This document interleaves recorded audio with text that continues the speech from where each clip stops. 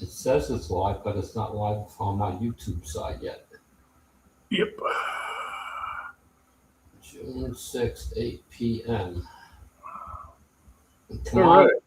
Let's see. YouTube live. Come on. Yeah, there we go. I see it. Okay, so we're live, and Just Jeff is here, and Barbie Barlow is here. Good to see you guys. So, what kind of car you got behind you there? That's a Phantom Corsair.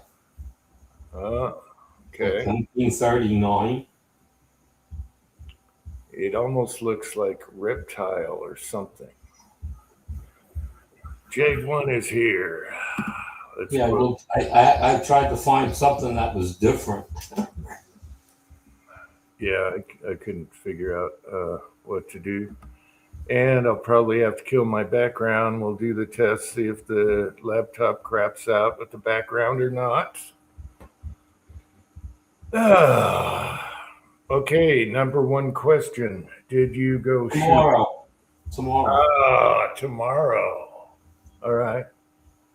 Tomorrow. I can't really do Saturday. Saturdays is like the busiest day at that range. And it's like, I don't want to be like, Yeah, yeah. I don't want to be crowded in and whatnot. Sunday is like in this neck of the woods, is Sunday is family day. You go out and do things in the yard in the morning and company and whatnot. So then it's not it's much slower on a Sunday.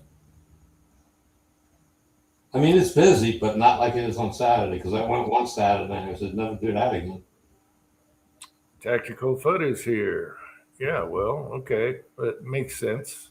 I feel sorry for the range officers because when I went there that Saturday, the idiots that were there, the range officer was screaming at people constantly. Yeah. I mean, I'm all about being, the safety end of it. So wherever I'm at, I'm watching around me, three or four, boots either way, and decide if these people seem safe or if they're idiots. It's Yeah. It could be bad. so I'm everything's packed and ready. It's not in the car yet. Uh, Obviously, I'm shooting the 44, the new one, and I got a bunch of different test loads. So we'll see. First, I'm going to break it in with some lead just to see where it's going. I have extra rounds loaded to test the lead. To five fouling shots, and then go from there. Uh, then I got to try to sight the scope in, see how close I am, Yep. and we'll see. I mean, I've only bore sighted. Well, I should say bore sighted. I have CV Life makes a kit for like I don't remember the price. It's like ridiculously cheap, $39. I don't remember the exact price, and it goes from 12 gauge down to 22, and it's a unique system. It's done with a bushing that goes on the end of the thing. You just slide it into the barrel, and you turn it until it tightens up. So it like pulls it aligns to the barrel crown and the barrel itself because it's inside. And the last time I did that was on the Rossi, and I was only about a half inch right and a half inch low. So if I get that close with the 44, I'll be happy. But I got to shoot the first five and not pay attention to the target, and and then take the next five and concentrate on my aiming point and shoot three, see where it goes. And I got the chrono all charged and all that stuff. My book is. Oh wait a minute, where is the book? Shit, I didn't load the book. I got to go find the book to write my shit down. It's got to be downstairs somewhere. It's probably on the shelf. I think I know where it is. So I went nuts trying to find my chrono. I put everything back in my bag normally. Okay, when I get home, and I'm going, did I leave the fucking thing at the range? I mean, I was really having a heart attack. Eagle Eye Shooting is here. Good to see you, Ken. Oh, Eagle Eye. Howdy, Kenny. And hopefully that will like sync. You know. Well, I have the new rounds to test in the Rossi, the lighter bullet, the small bullets. Uh, then I discovered something why I might have been having trouble with the Rossi with the 170 grain, whatever, 104 grain zinc, whatever it was, uh, is I was making the bullets overall length to fit the Dan Wesson. So it's short. It was shorter. And that may be what it was because I'm looking at the bullets. So why are all these loaded so, down in the case? And so I'm going like, wait a minute, something just isn't right here. And I'm like, all right, make some dummies, chamber up two of them, boom, boom, no problem. In and out, in and out. They chamber, no problem in the Rossi. I take the Dan Wesson out, put it in. You put one in, you can't turn the cylinder.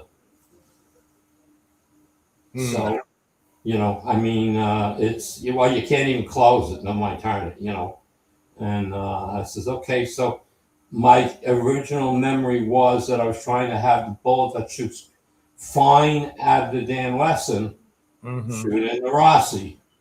Yeah. So I was going with that overall length, so I didn't have to load two different bullets. Yeah. So I think that might have been why I didn't like the 170 grainer. So quickly this afternoon, I loaded up 10 of them quick, but hot, like 8.2 grains or 8.3 grains of unique. And if those things shoot, then I got to readdress that bullet as well. But I'll see if the smaller ones shoot great, I won't deal with the bigger one. That's all. Okay.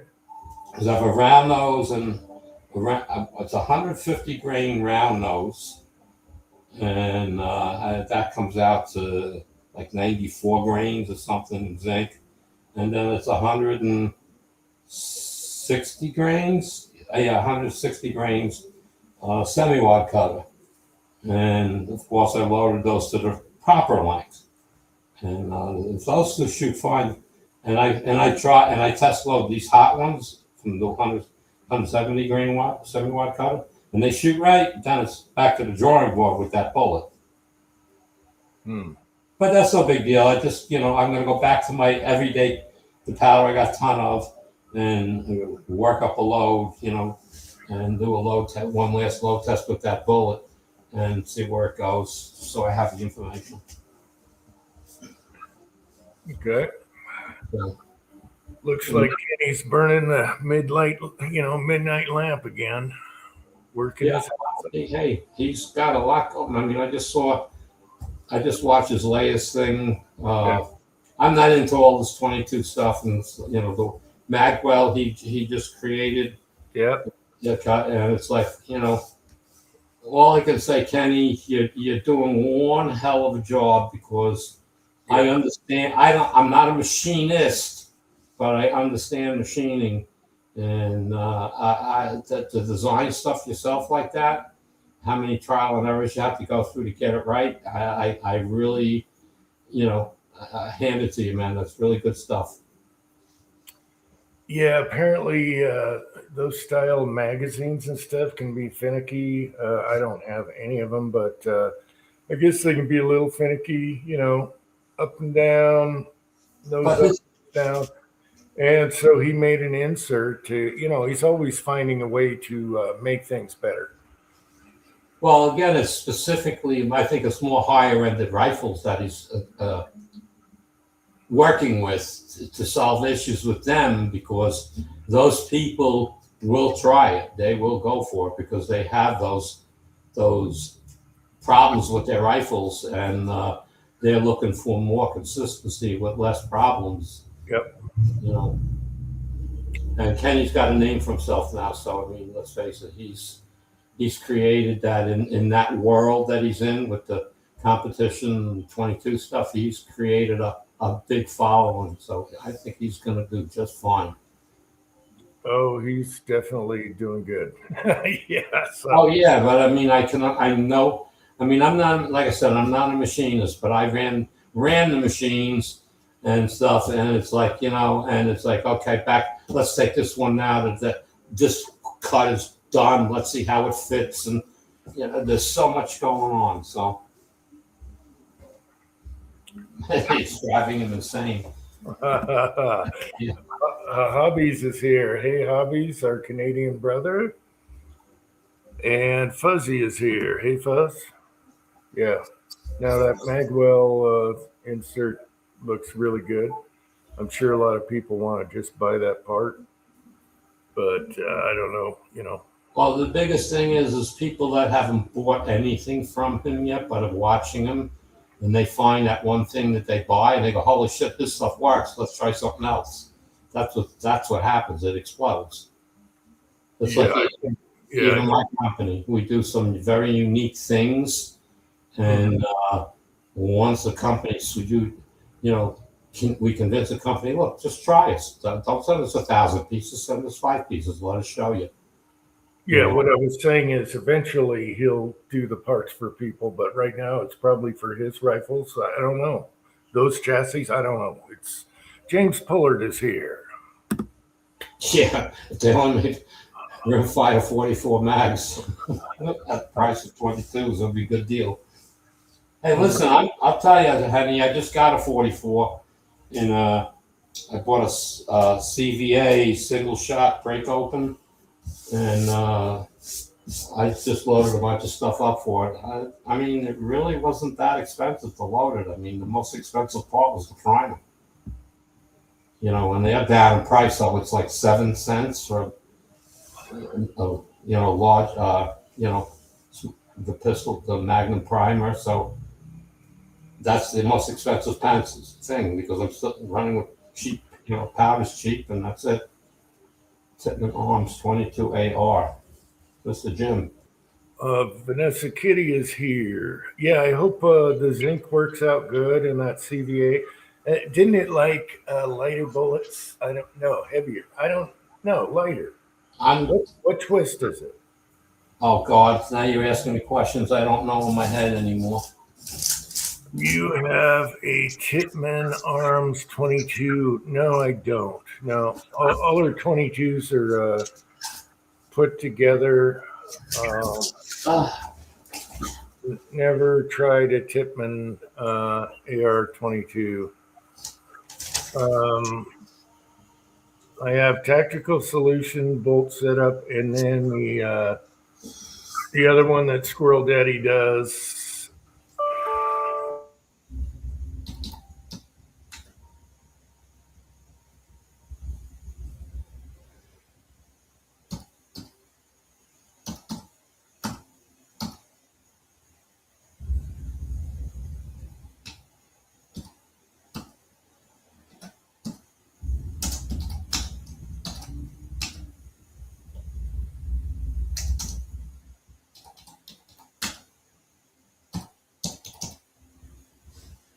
We lost Uncle Jim. I just realized it. 1 in 20. It says 1 in 20, 20-inch barrel. I better write that down because the next time he asks me, I'm not going to know. 1 in 20 twist. Okay, can you guys hear me? Yeah, we got you back. All right. It doesn't like the background thing. I don't know if it's because I bumped up the. Oh well. Okay, just look up the twist rate. It's 1 in 20. Let's go back up here. I got to find that quote and get that up there. There we go. All right, let's see if I survive without a background, without getting bumped off. I don't know what's going on with StreamYard, or maybe because it's at 1080. I don't know. Maybe I got to clear cookies. We'll figure it out. So, no background. For those wondering, in the background, that was my dad on a Jimi Hendrix statue when he was little older than I am. Yeah. So I threw that up. Anyway, Patriot Paul is here. Hey, Patriot Paul. Let's see. The Tipman Mag loader is hands-free and can load 30 round. Oh, okay. Yeah. Um, I never did it. I was going to do it like 8 years ago. I have the 1022 loaders that you can convert to AR mags. You got to convert the lip part and, you crank them, shake it, and crank it. I never got around to it. I still have the bastards in with the magazines. Oh man, the side chat's going crazy now. Hang on. All right. So yeah, I haven't tried Tipman.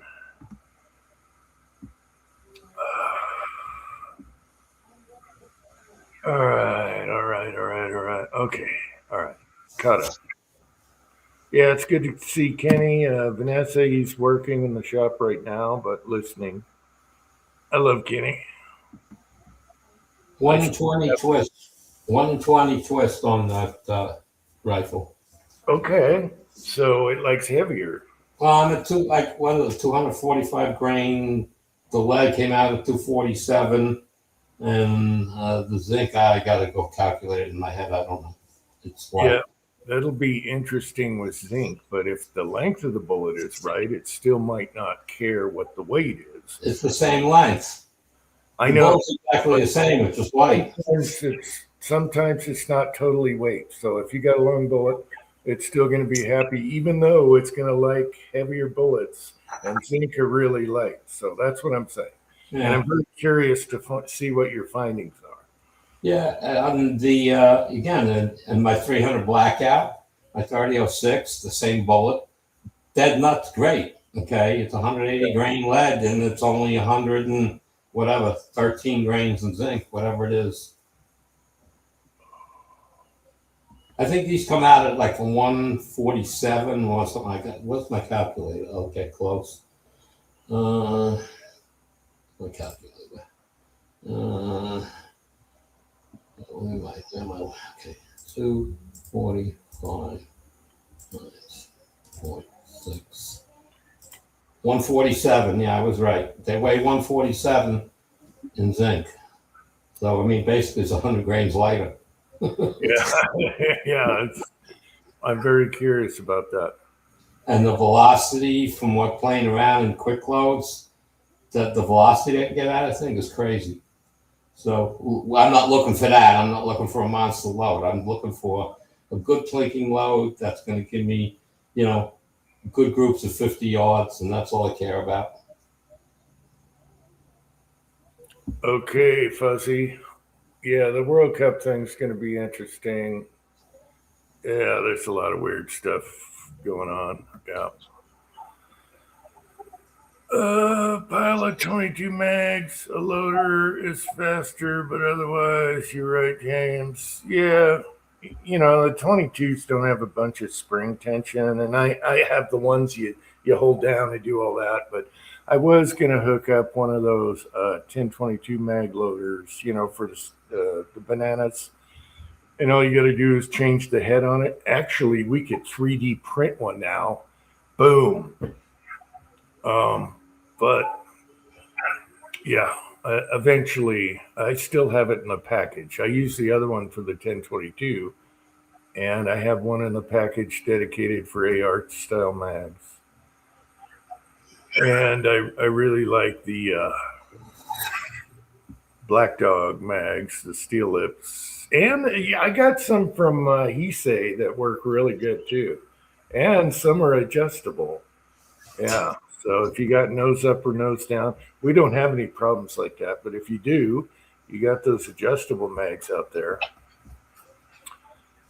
So you can change your nose height feeding. And there was one I got from him that had inserts. You just change the insert, and it'll make it tighter in the mag well and everything. Yeah, it's all kinds of stuff out there now.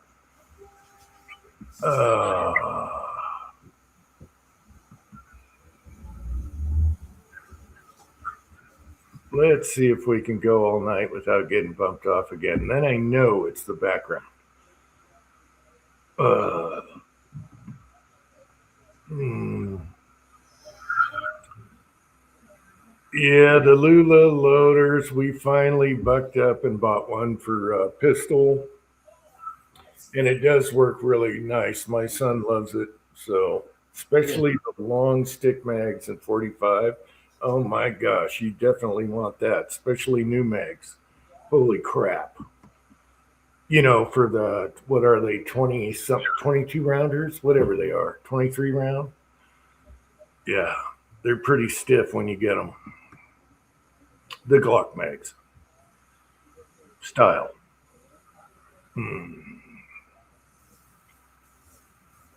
Yep, I got a red, white, and blue one. I was going to get a yellow one for Uncle Jim, but the yellow is lemon, or it's green yellow. So I went with red, white, and blue and got it on sale, birthday discount, of course, because I'm cheap. But yeah, it's always on the desk. The Lulas are nice. Yep.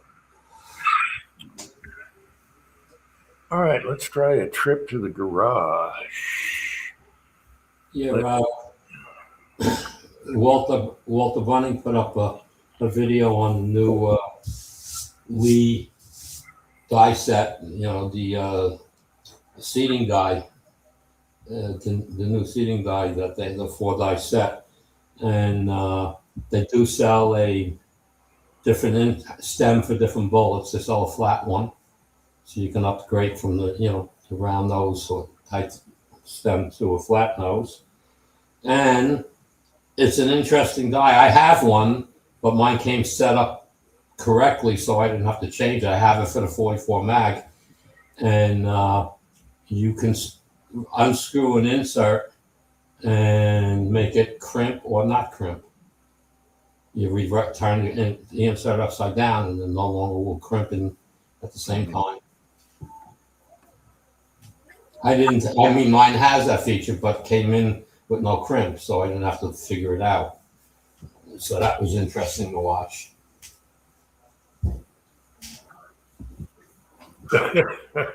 Patriot Paul. Are you talking about the micro adjust, the new ones? You can buy the heads or the whole thing for the rifle? Because I have one in 223 and 300 blackout. Because they were cheap, they were on sale, And they're nice because they're metal. I never liked the aluminum O-ring thing for seating dies. So it's nice to have those. Either one works though. But yeah, it's nice.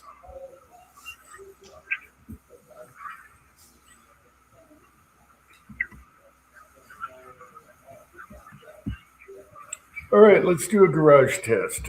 I'm in my undies, so let's turn the camera off just to spare you standing up. All right.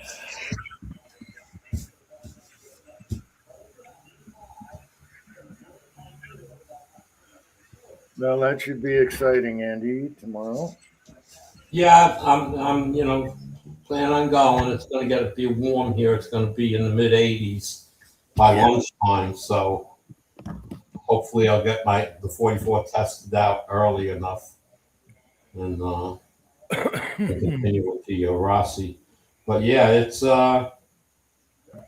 interesting. I mean, no issues loading. I mean, the 44 is just had no issue loading whatsoever.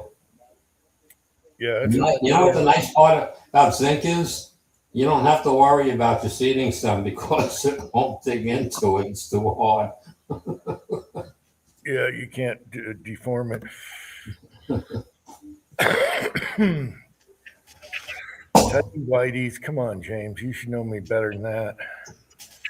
I wear relaxo pants. You think I'm wearing tidy whiteys like from the 50s? No. Yeah, he's probably got smiley faces on his. Boxer briefs all the way. Boxer briefs. Not boxers. They would drive me crazy. They got to be boxer briefs.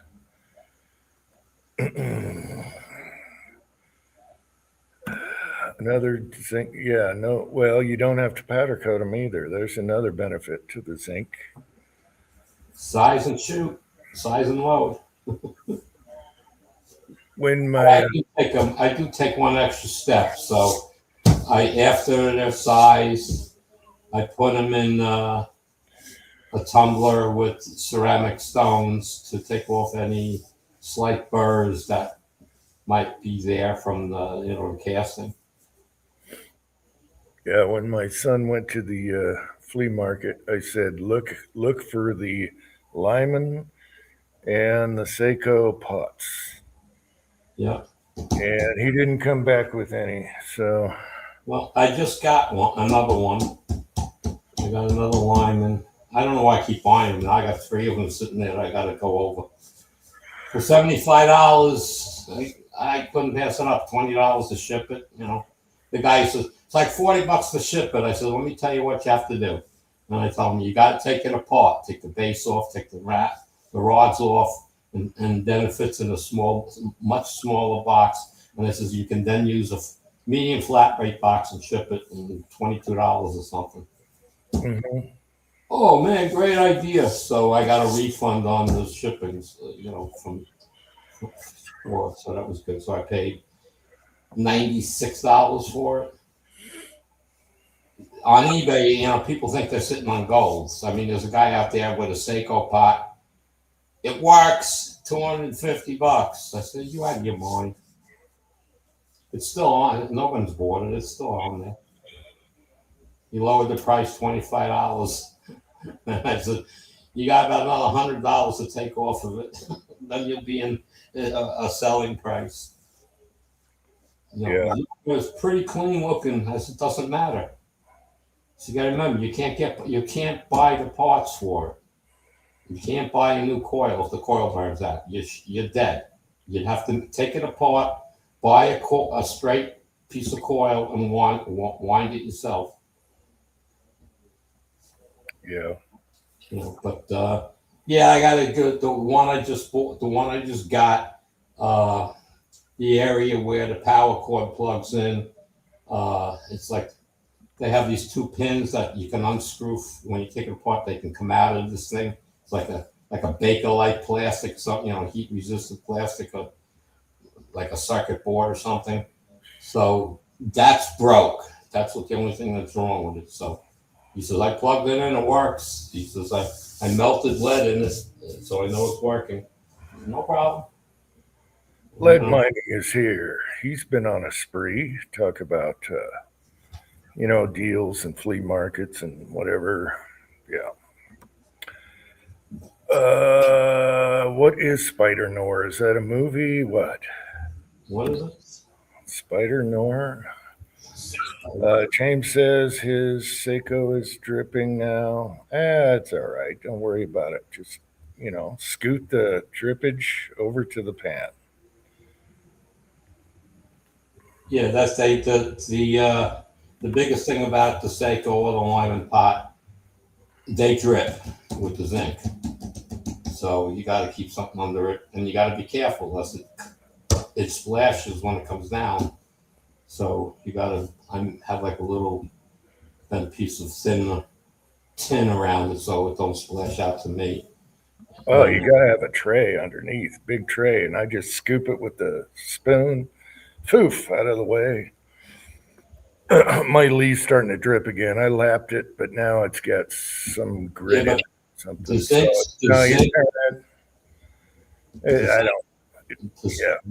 zinc, when it drips, it splashes. Okay, it splatters more. Yeah, splatters. So you gotta be careful. You gotta put a little something around it. So just put a little heat shield there. Splash shield. Yeah. But it's not a big deal. I mean, casting with zinc is not hard. It's just you need the right pot. I mean, you can do it with a ladle, but it takes too long. Okay. And you don't get you get a lot of bullets that that don't come out right because you just you got to be hot enough depending on the mold and size of the bullet, it's like I was going nuts with the small 357 bullets that I just made. You got to get it hotter, not colder, hotter. You got to play with the temperature till you get the right gas. So I mean, that's why, to me, on that pot, a PID controller is almost mandatory for zinc.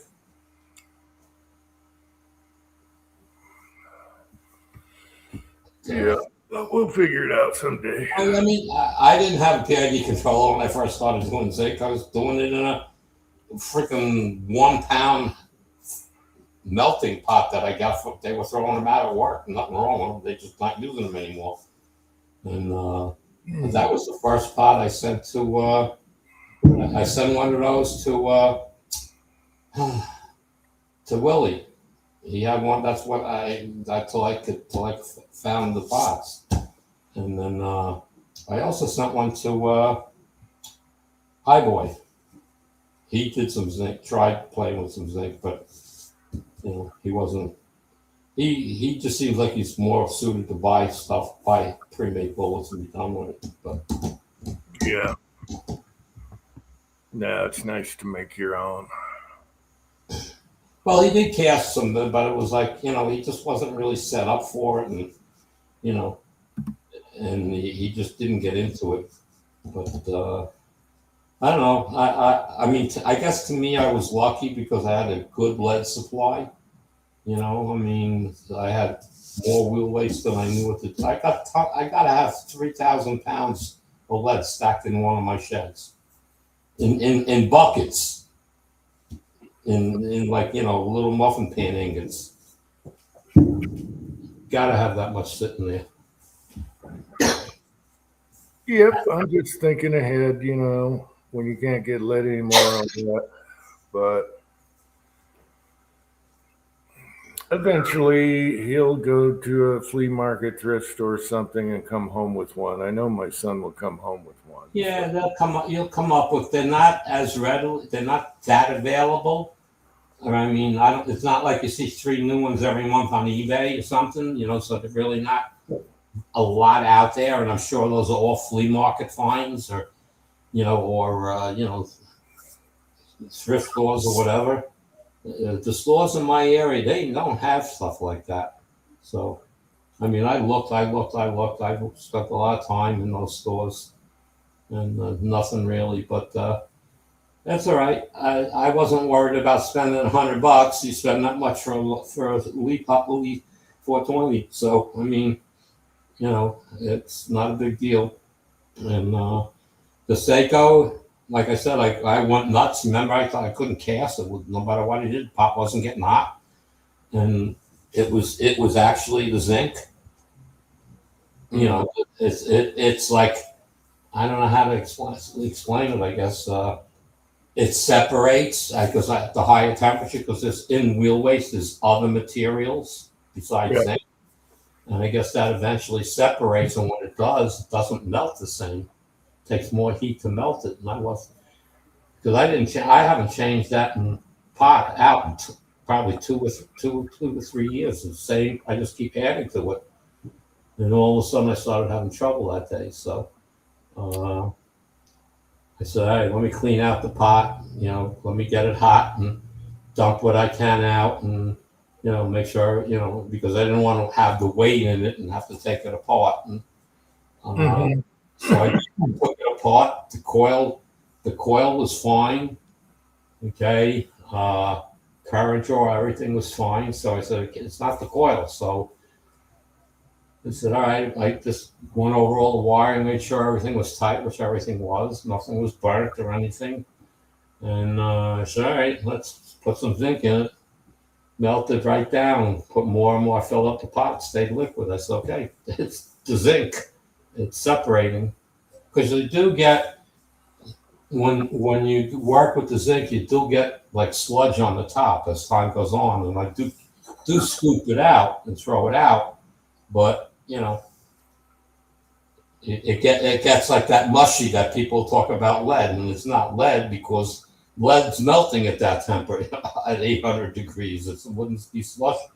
It's the other way around. When you have zinc in your lead and you're working with lead and you're at 600 degrees, 650 degrees, your zinc is starting to get slushy. So that's what happens.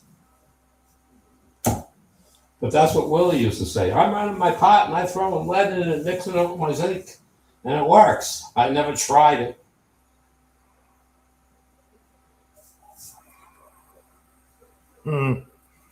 He said, you just got to keep stirring it, make sure it's mixed. He said, your bull weight consistency is not the best. He said, you got you'll get 140, 143, 139, 141, because of the lead content change, he says, so it's, he says, but they shoot just fine. Okay, got a couple texts here. Lead mining is showing his lead bounty he got. He asked if we were going up there anytime soon. Well, they already came back, so just sell it local. And then Uncle John texted, so he's watching. Uncle John is here, and he said, say hi to Kenny for me. All right. Let's see. Tread is here. All right. Hey, Tread.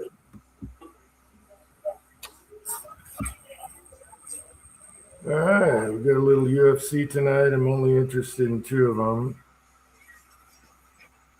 I would like to see Bryce get his ass kicked for what he said, but all right. Anyway. Tonight's going to be a little early night for me because I'm getting up early for the range tomorrow, so 9 o'clock-ish.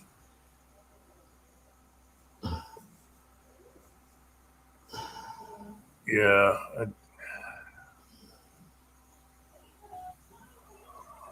Paul, you should have contacted me. $20 buying some lead bars. I would have sent you a medium flat weight box, whatever comes out, 40 pounds for the price of shipping. They're already melted and ready to go. I have a lot of lead, so, please, guys, if you're going out to buy it and you're paying a fortune, give me a yell. That link I posted last week for the shows. Did everybody try it? Everybody using it yet?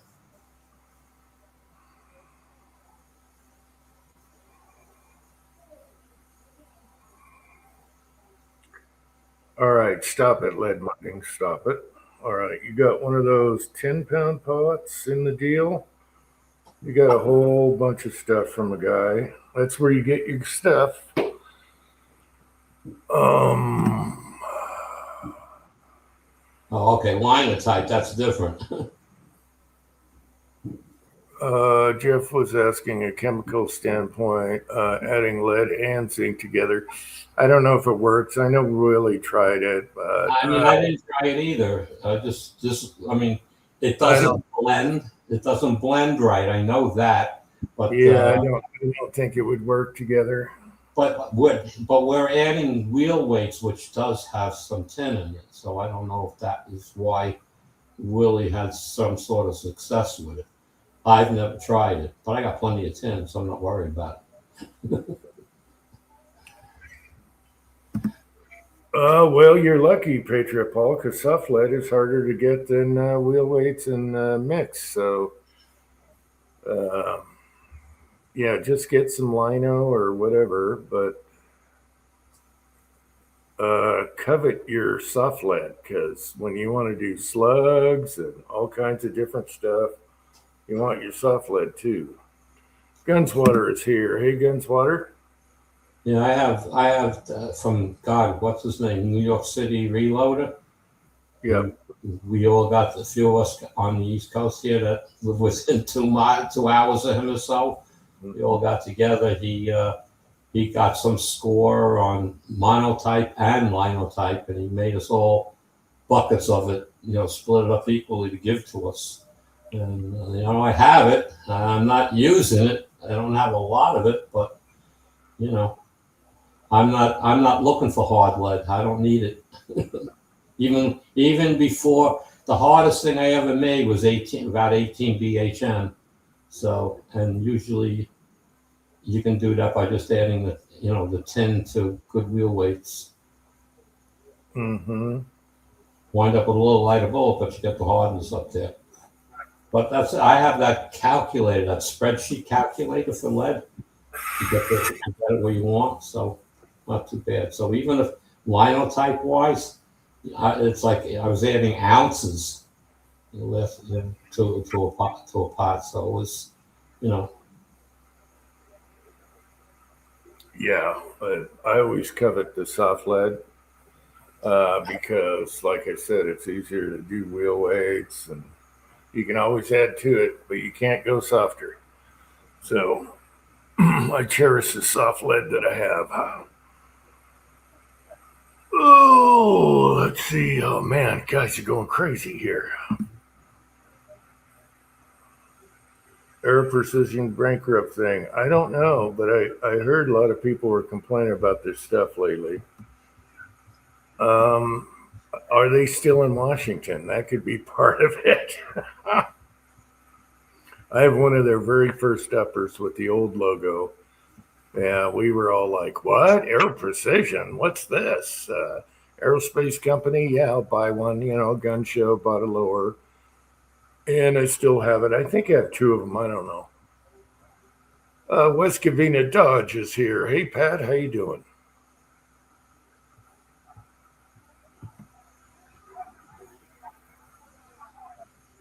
Vanessa Luster Internet.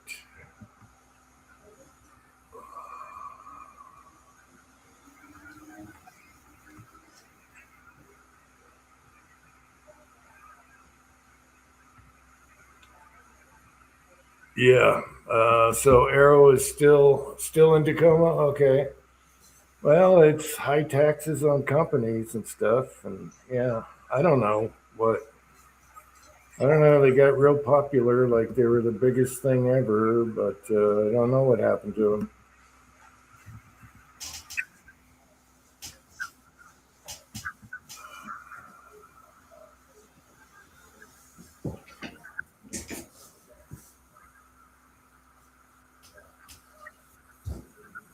Hobbies, did you try out that link from last week?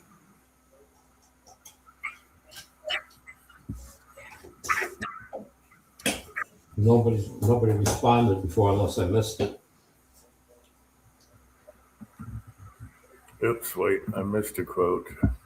I refused anything to buy anything from Springfield just for the reason they're. Oh, okay. Well, Springfield uses a lot of different countries' parts also. You know that. You're not getting like American 1911 or whatever. They put them together here, but no. Good, Hobbies. That's good. I mean, it's a great link. I mean, I don't know if you're looking to download stuff from just about any of these websites, look up Coco, COCO cut, CUT.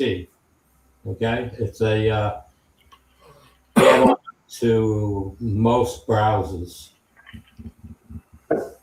Coco cut. Just look that up.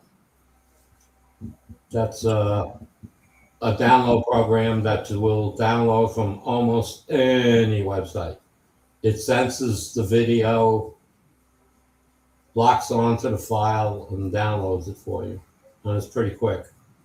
The paid version is much quicker, but I think it's $70 a year for the paid version.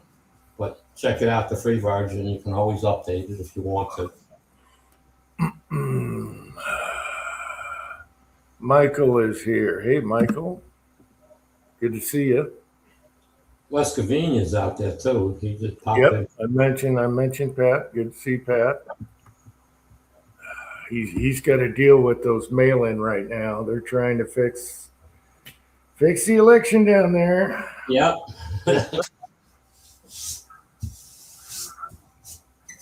So Yeah. did you hear about Russia? Russia? Russia and What is Iran. No. Russia's been sending missiles and planes to them.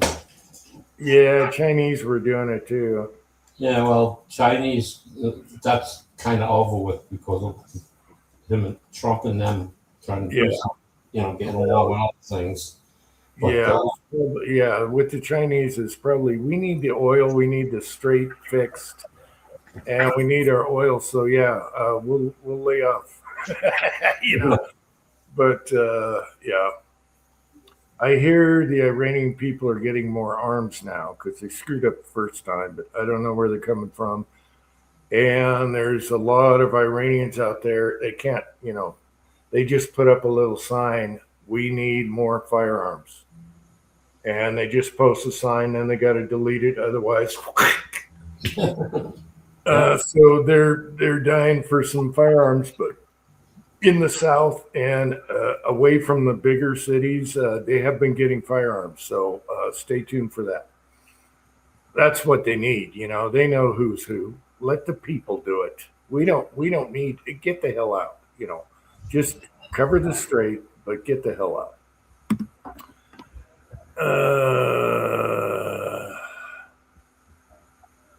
Yeah, they're going to count until Pratt is out. Yes, the longer they're counting, it takes the longest there to vote than anywhere else, and the longer they're counting, the second what was that other person behind him is getting ahead and ahead and ahead. They just want him out, and they'll do whatever they can to delay.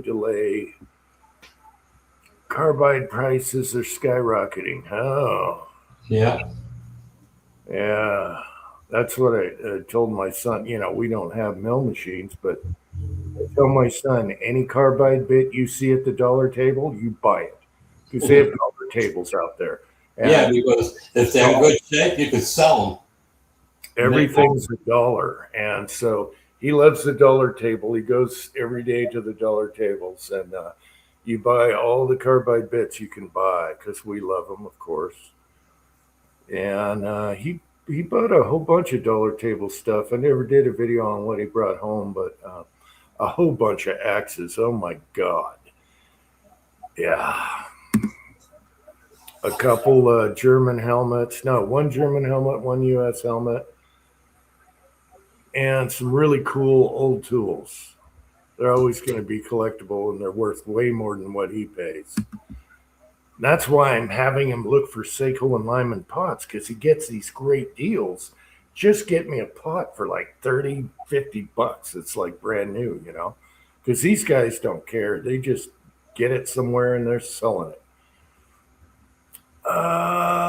Everything is made from CNC. Yeah. Oh, yeah. I get that. Yeah. Everything, including plastic parts and stuff. So a lot of the stuff was CNC machined. And Kenny, do you know what I clean my threads with on my cans? The threads get dirty and crap. I use cheap Chinese dies, taps that are softer than the steel. So it's a great way to clean your threads, before you put your can on because they get gunked. Depending on how long your threads are. If they're too short, they mess it up. If they're too long, they mess it up. Anyway, it's good to run through your suppressor threads with cheap Chinese taps. Oh yeah, they'll never hurt.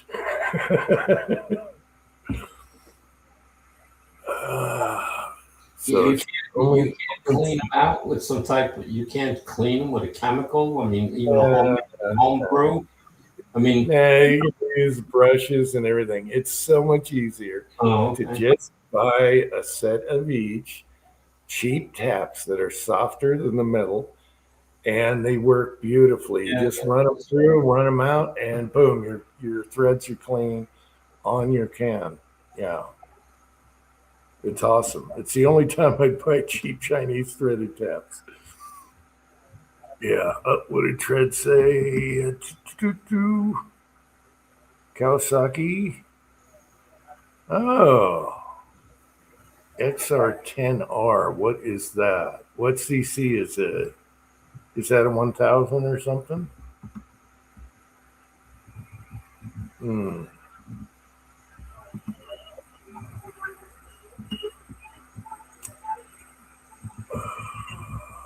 How come that cut off? There we go.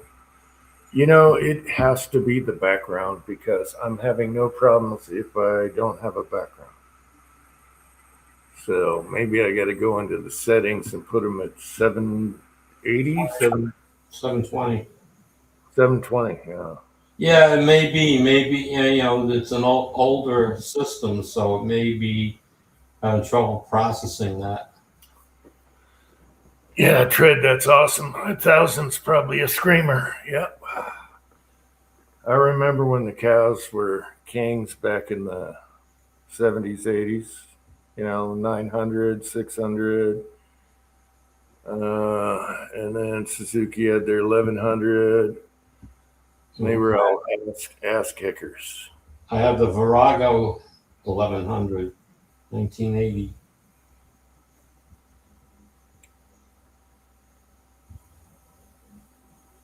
Yeah. But yeah, if anyone has suppressors out there, just buy the cheapest ass taps.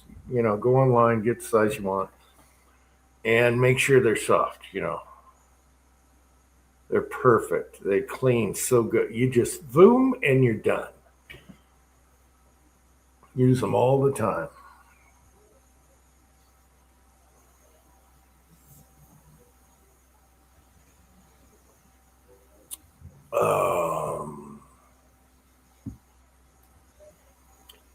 All right. I think it's the garage strip time again. Oh, the guy just tapped out. Oh my God.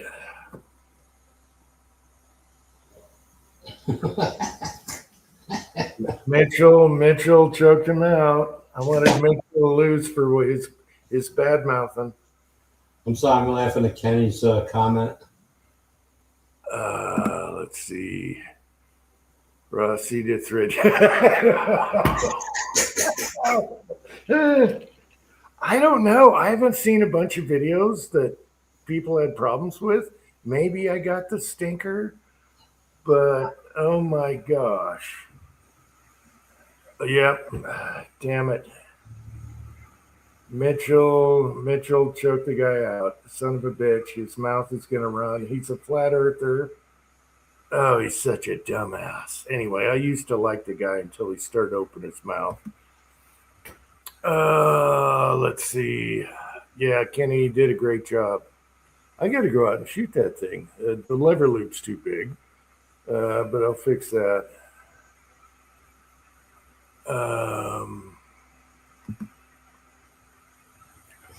Kyle is here. Kyle Lusk is here. Hey, Kyle. Well, shoot.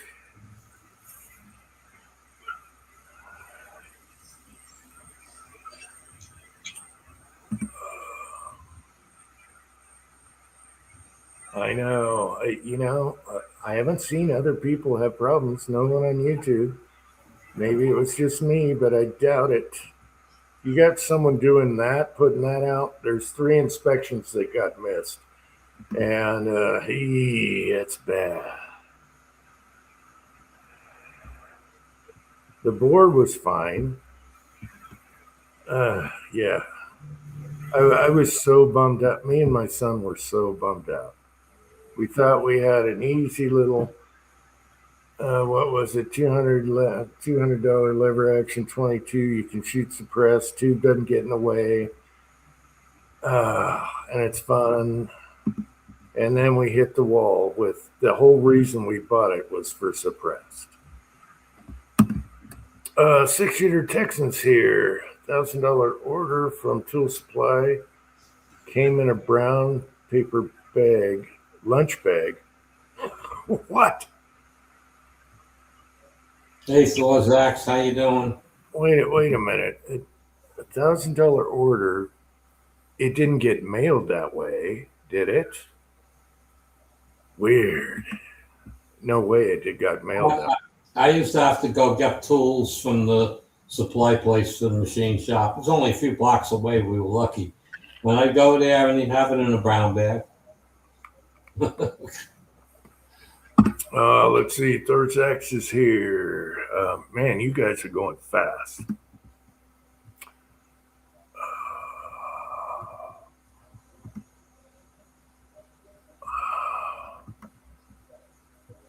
VA Gov is on every gun store wall as Employee of the Month for May. Hey, Virginia, the judge cut her off. So let's see. Rollis is here. That was good news for Virginia. The judge says, "Hell no, that's not constitutional. What do you can't just make up stuff and no." And none of the police are going to enforce anything. Yeah, I wish they did something in New York. Kenny will get it that it came in a paper bag. All right. Instead of a box. No, I get it too. Kenny got it too. He just didn't, reply to hobbies that if he bought a tap.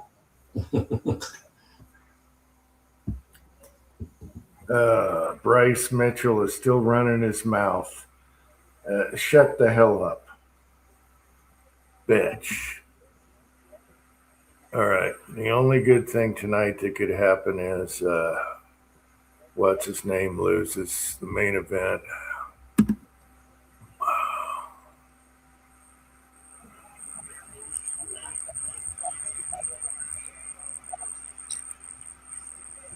Yeah, the amount of guns sold this in May was off the wall. Man, you guys are chatty. Oh, carbide prices. Okay. Yeah, but that's the thing. You go into these shops that sell the tools for the machine shops and stuff. You go in, like you said, you buy expensive stuff, comes in a brown paper bag. Like a little lunch bag, like you said. Yeah, they should be in individual boxes. Yes, correct. I mean, most. I've been to the shop where I used to have to go and stuff. There'd be 15, cutting tools, the same cutting tool in a box, laying there, not even wrapped in a plastic bag, and they just pick one out.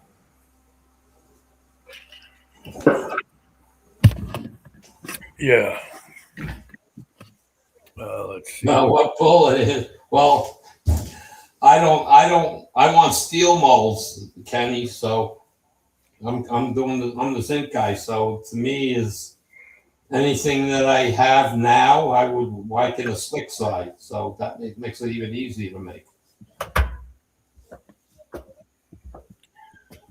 That 147 grain Lyman for 9mm. That is like slick slide that sucker.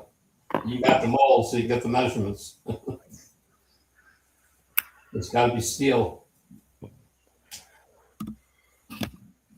I'm actually doing pretty good. 6-shooter Texan made me a couple molds. That's that's a Corsair, I believe it is. I forget the whole name of it. Like 1939. It's not really a custom. That's the actual car. So if I go look at the picture that I haven't saved, it'll tell me what it is. Where is it? Where is that? Phantom. It's called a Phantom Corsair. It was like 1939. Thors, I haven't been up to any good. Haven't been shooting or nothing. Now it's hot out. I hate shooting in 85 degrees. I don't know how Kenny does it in Arizona. Kenny, go up to the top of the live.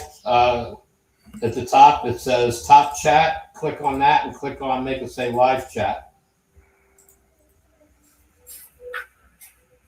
Who are you talking to? Kenny, he's asked how come he can't see 6-shooter. He has to change the above the comments, you have to go up and tap on top chat and change it to live chat, and you'll see them. Could be a YouTube glitch. They've been doing that before. Yeah, it's kind. I have to do it every time. It's for the longest time. I don't know what they're doing. Yeah, there you go. Hobbies, just typed it in. I should post another link. Jeez, I've been neglecting that. Yeah, Uncle Jim needs company. I'm out of here in like 3 minutes. That's all right. I got a Palestinian. I want to see us get his ass kicked tonight. Oh, did I say that? Yes. I can't stand that bastard. Anyway. I'm taking my pill. None of it's medication, just things. And it seems to help. I've taken something for my lungs, and it took about 3 weeks, and I started noticing a difference. I'm taking cinnamon. Cinnamon? Cinnamon is good for a lot of things. You got to read up on it. I don't want to give you wrong information. And it's cheap enough stuff, but it's supposed to help with whatever, blood flow and whatever. So this is just a bunch of more or less vitamins per se. So I'm setting up my pills. I'll take that. Have a smoke. Hey guys, what's up? Hello, Roland. Going to the range tomorrow. And shoot the What's 40. that? Going to the range tomorrow. Going to shoot the 44. And I may have stumbled upon why. I may have stumbled upon why the 170 grain and the 357 the Rossi wasn't shooting right, because I was loading it overall length based off my revolver, which is short compared to where it should be crimped. So I made some loads to see if that makes the difference. Okay, that hopefully will work out. It'd be nice though if you could do all, they would all work on the same one. Well, that's why I loaded it to 357 to the Dan Wesson lengths, because if you make it any longer, you can't spin the chamber. So it's quite a bit different. It's like 155 versus 165. That's a lot. 165, 166. Yeah, I think the ones I can't tell you what the length. I just go up to the crimp groove. Yeah. After, and I like to use a heavy crimp, but I tend to load spicy for the 357. And but I don't own any rifles either. So. Well, the bullet is 170 grain semi-wad cutter, and it's got a long nose, so it's not good in the Dan Wesson. Well, and many revolvers it's going to touch. So I have a 160 grain version, and that works fine to normal length. The nose is a lot smaller, so in length. So that might be why the Rossi didn't like it. Might have had too much of a jump. We had ribs and corn on the cob this evening, so now I'm going to be digging rib meat and corn out of my teeth for the next 3 hours.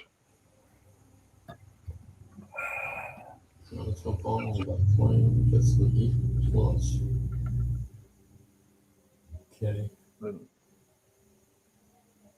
Is that what? Let's see. Is it Cylon? Yeah, Cylon cinnamon. I'll be right back, guys. Keep it going, Andy. Just hang on 3 minutes. All right, 3 minutes. Yeah, I'm having a cigarette, and all right, I'll be right back. Yeah, I don't know. It's good for a lot of things, not just diabetes. So it's like, it's not expensive. So what the hell? So I'll tell you, I started taking that, and this lung clear stuff that I came up with, which is it's called Mullion Lung Cleanse, and it's 15-in-1 lung complex, whatever. About 3 weeks later, I was breathing easier. Oh, that's a good deal. So, and the cinnamon, I don't know that it's doing anything. I think it's also good for blood pressure, not just diabetes. I think that cinnamon is good for blood pressure. Let me see.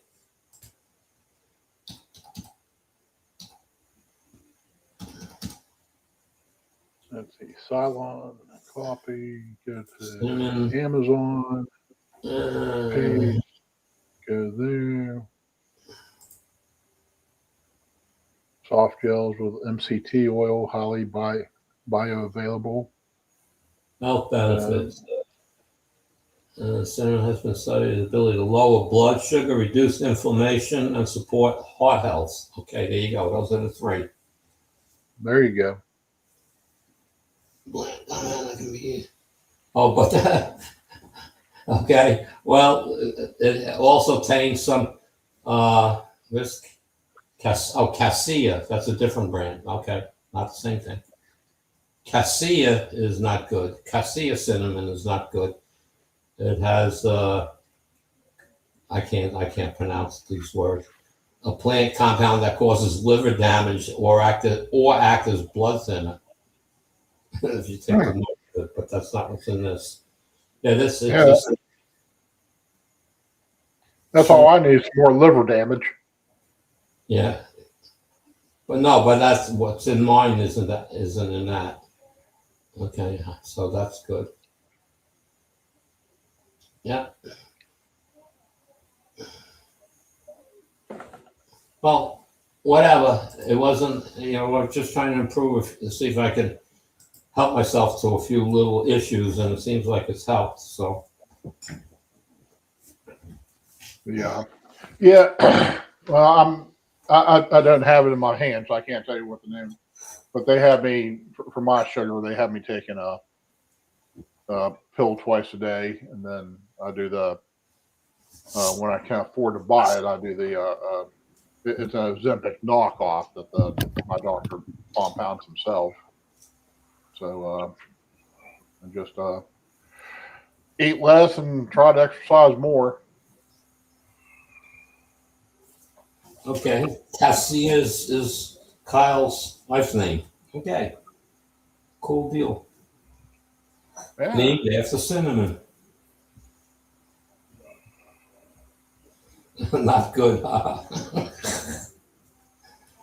Yeah, so again, back to the Rossi, where I was shooting actual, wad cutters, like target shooting wad cutters, the Rossi shoots them fine. And out of 38s, okay, it shot in 38 as well as 357, the Type 3 wad cutter, all right, which has a much longer nose, and it is also short compared to what can fit in the Rossi. Right. But it's loaded at the proper length. It's a short around, but it's it's all meat plat. It's just a big end.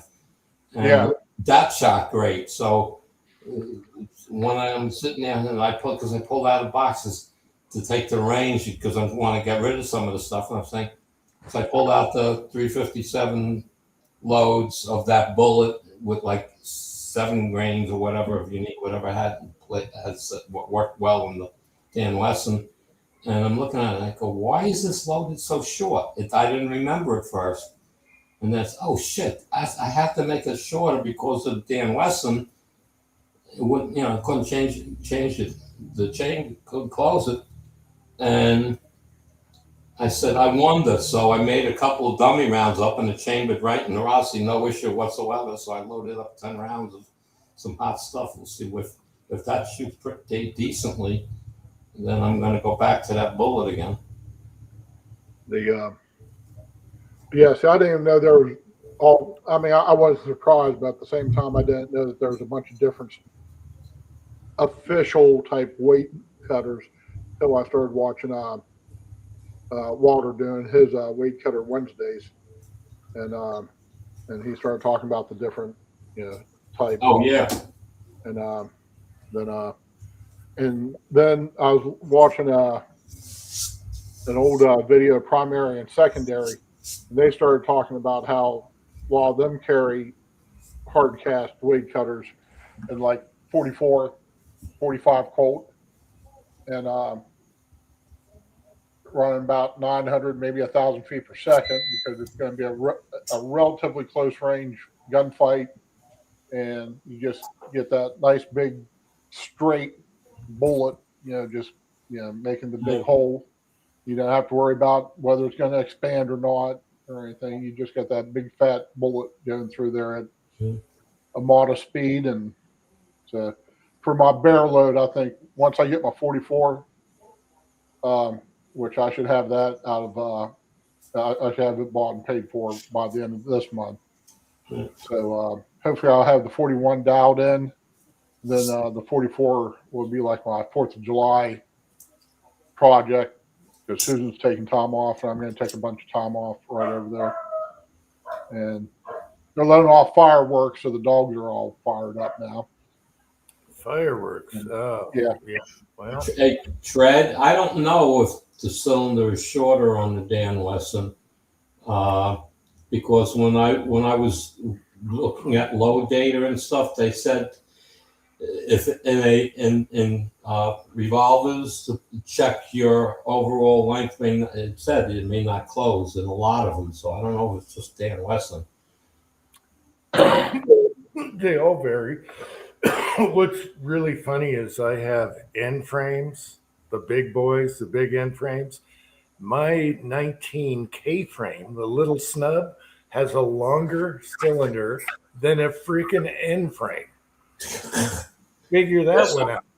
You look at the Model 27, and you have like that. Well, you have a good bit of barrel that threads into the frame before it gets to the cylinder. And I'd go and put mine on here and put it up, but don't want us to get knocked off. And I just was funny that my little K-frame snub has a longer cylinder than the big boy end frame. And which one are you going to shoot the hottest loads in? Right. Not K-frame. Right. Yeah. Then it's just funny. That's a nice thing about my Model 25. It has a fairly long cylinder, and the cylinder or board, it's bored out a pretty good bit, so I can load those nice and long if I want to. Be right back. Okay. And so yeah, I can load them out long, and so technically I do shoot long Colt out of my Model 25. People hate the term long Colt. See, I think it flows. 45 long Colt. You just gotta 1, 2, 3. You got 3 beats in there. The musicians will probably understand. 45 long Colt. So you actually have 4 beats in there. Whereas just 45 Colt. I mean, it's only 3 beats, and it's awkward. Usually 3s are triads are really liked by people for stuff, but I don't know, it just seems to me that 45 long Colt just gives you a good and there's times where, like I said, I think Smith and Wesson, just to troll Colt, should write 45 long Colt on their barrels just to be decent. Just to piss them off. I know. I don't see the big deal with that, but I guess it's like magazine versus clip, stuff like that, Yeah, but up until, we grew up, it was interchangeable. Matter of fact, you can find old Army training films where they refer to the magazines as clips. the official training films for the Army, they just refer to them as clips. It's just interchangeable. Yeah, it's like calling a car a hot rod. Yeah, that car is not hot and it's not a rod, but we call them hot rods. This is one that everybody likes to get their Thors likes to get their nipples all twisted over. Is when we were growing up, we called them assault rifles just for the fun. It was just like, once again, the hot rod. The term, especially the term battle rifle, that didn't come around for a long time. Well, assault rifle was okay until the Democrats started using it in a bad manner, and then See that's where my biggest bugaboo about that is like Jeff said, a lot of people use long Colt to differentiate it from the Schofield, and the way that got started was everybody was bending over and kissing that fucking cunt's ass because Sarah Brady's was pointing her finger at it, and all these badass men who are supposed to have balls this big, they bent over backward and said, "Sarah, please, we'll be nice. Fuck that cunt. Fuck her." I'm gonna have a drink.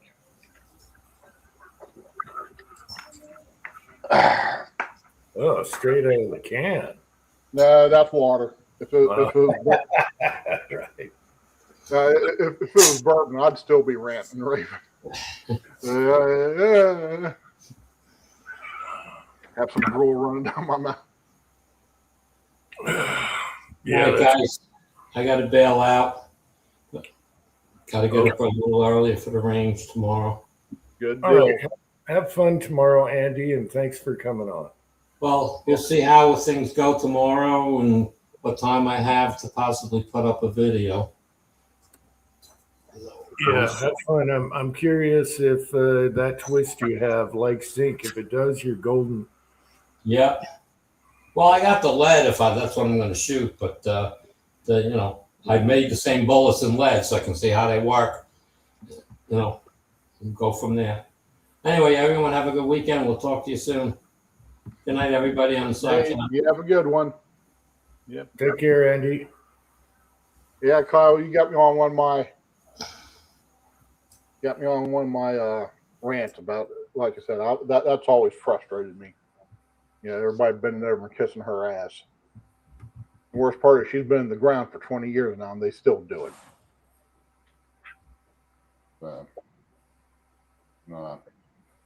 But anyways, like I was telling somebody was letting off some fireworks, and like I've said before, the 4th of July around here starts January 1st and it finishes up December 31st. It just. It's here. It's really weird because we have 4th of July that goes a whole month. There's 2 different, and it's fire season, so you can't shoot off fireworks anyway. It's ridiculous. However, all the stores sell fireworks for a whole month in fire season, so we'll just buy them and wait until New Year's when it's snowing out and we can blow up. We don't have to worry about fires. I don't know what the actual rules are, but December 31st, for New Year's Eve, you're allowed to do fireworks. Then 4th of July, those are the 2 official fireworks. But we've been under a burn ban. They just lifted it about a week ago. Excuse me. They just lifted it about a year or about a week ago. I'll surprisingly, nobody around here was letting off any fireworks, and I think it was exactly for that reason. West Covina Dodge says something about he had to reseat his 4570s. You got it. either I forgot him talking about that, or I was uh, already offline when he was talking about that. But yeah, that's cool. I just find it strange. We'll start fires using fireworks. However, for a month and a half, you can buy them here because it goes on all month. Right. So, and I dread it because some stupid guy out there, it's windy, it's 85 degrees, and you got dry ground out there. Yeah. Please, God, no. Yeah. That's. I don't know if there's any just dry, just non-wooded, non-brushed areas near you, but that's something you take up to the lake and sit there. Mm-hmm. I don't think we have a rule on fireworks, though, as far as when you can or can't. It's just like shooting. As long as you're not causing fires, like wintertime, who's going to care? Yeah. Yeah, Kyle, I know what you mean about that. We finally, yeah. Yeah, there you go, West Covina. But, I hope Pratt makes it, but the mail-in ballots are not looking good. They're going to drag that on for a month, and guess what? He's going to be at the bottom of the pile. They're going to keep finding ballots till they. Oh, they'll find them. They'll print them, make them up. Yeah, I feel so bad. Yeah, but I think Pratt did a great job. He's hilarious. His videos are hilarious, especially with the teeth on the meth addicts don't have teeth. She said we should provide them new teeth and all that. He did a whole thing. I was hilarious. Hey, how about provide the taxpayers with some dental work?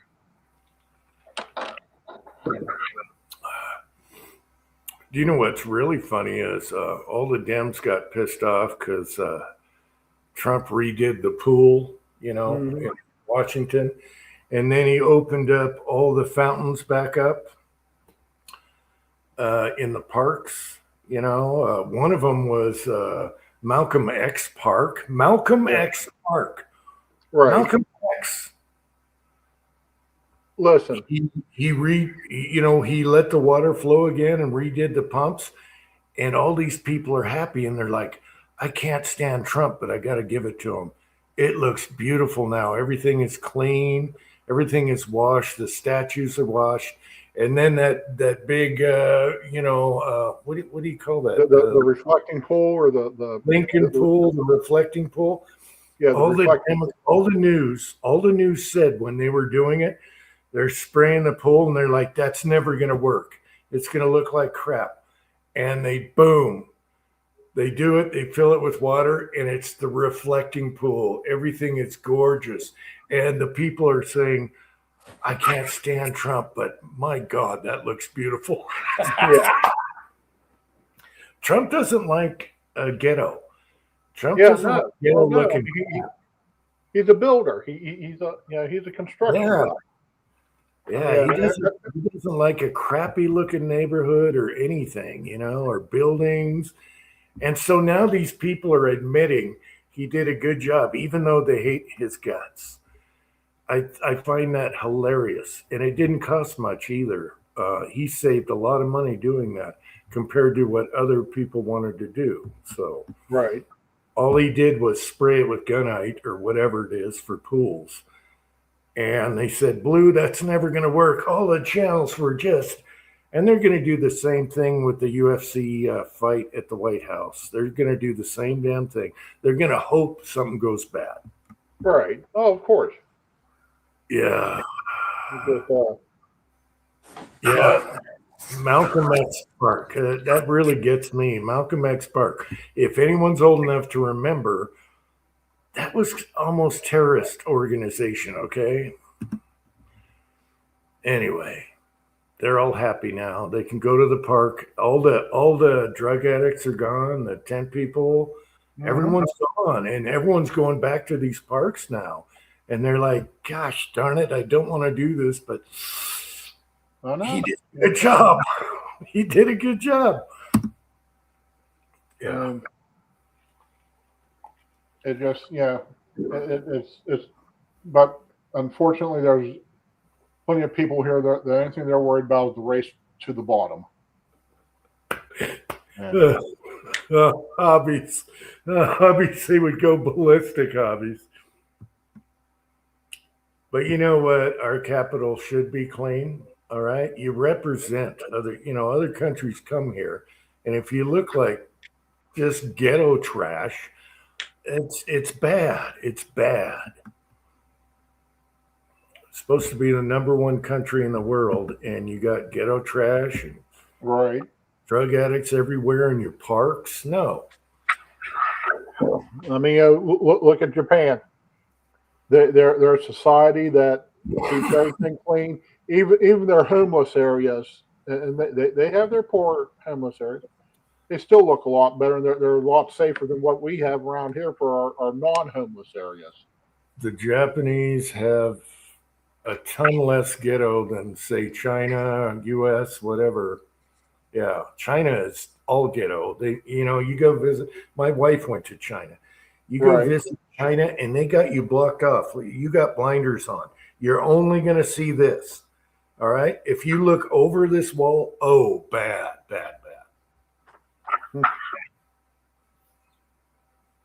And then when we visited China recently, you saw the smog. Bad. They couldn't hide the smog. Yeah,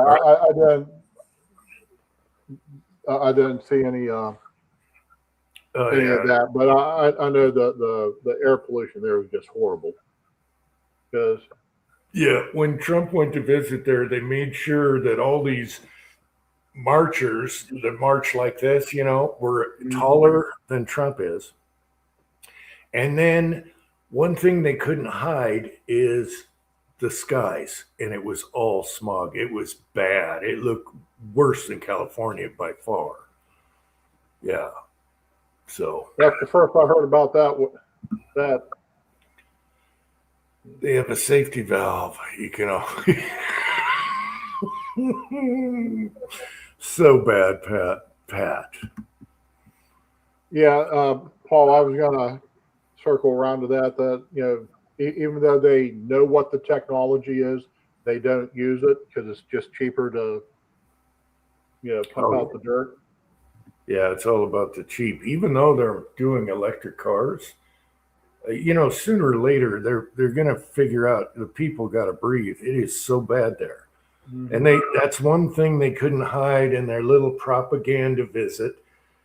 They made everyone 6'4" next to Trump and everything. But one thing they couldn't do is fix the sky. And Lord knows what's on the other side of the fence. Hey, we got Kenny here. Kenny. Hello. You guys hear me? Is my mic working? Sound good. Oh, perfect. Now you got to use the headset again, so a little loud. All right, Kenny. Tonight, Bilal Muhammad has to lose. I can't stand two in a row here. Oh yeah. That guy, he has to lose. I got another toy, Jim. Uh-oh. Here, let me blow you up. Hold on, it'll be this one right here. Garbage can? No. What's behind it? Oh my gosh. Oh my, are you kidding me? Yeah, I just picked it up. It's another familiar toy, but the factory is fighting me. I'm having to put this big ass transformer in order for it to power up. Yeah. So they're telling me I'm over voltage above 235 3 phase. So I had to put a transformer in to drop it down. Man, that building looks awesome. Yeah, it's getting there. We got a lot of stuff going on. We are running a bunch of parts right now. These little mag wells. Did you? Yeah, I saw the Magwell. I don't watch shorts, but I watch your shorts. Okay. You did it in a short, you know. Yeah, So I don't have a lot of time lately. yeah, but it popped up. It popped up anyway, even though I clicked don't recommend shorts. It popped up because I was sub to you. Oh, perfect. Yeah, we're making a little. Well, right now this machine's making a little ejector block on the CZ. So I Okay. just pop one out, which is what it looks like, fresh out of the machine.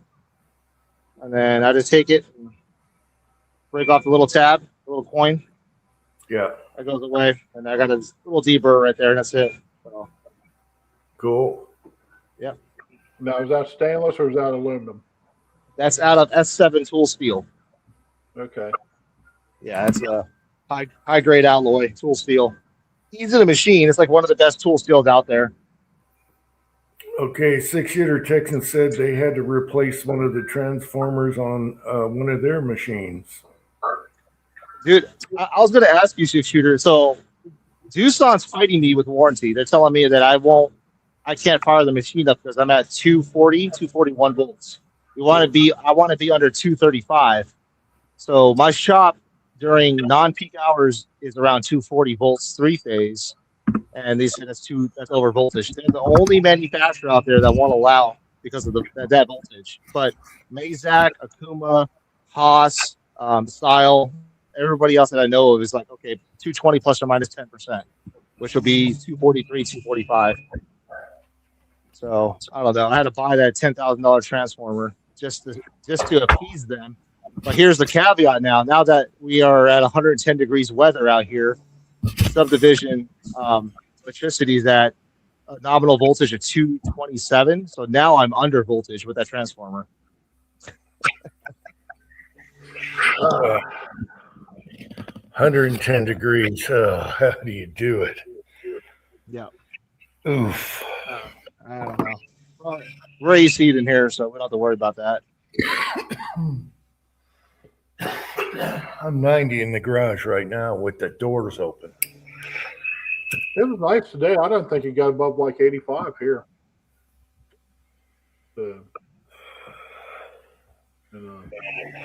remember there was a time in my life if it got 80, I was in the basement. Now, especially if I can get started first thing in the morning, I can go all day in the heat. Yeah. Let's see. 6 says Herco won't service a machine with the voltage too high. Oops, sorry about that. It should stop squealing a little bit. No, I watch that. I watch stuff like that all day long. Yep. Wow. I'll get there, whether it's Facebook or on YouTube Shorts, when you get in a big batch of them just doing machine work, I sit there and go, it's almost as good as the midget girls. Well, I run these half-inch end mills pretty hard. I have to dial it down with the carbide prices are high now, so I'm trying to conserve my tool life.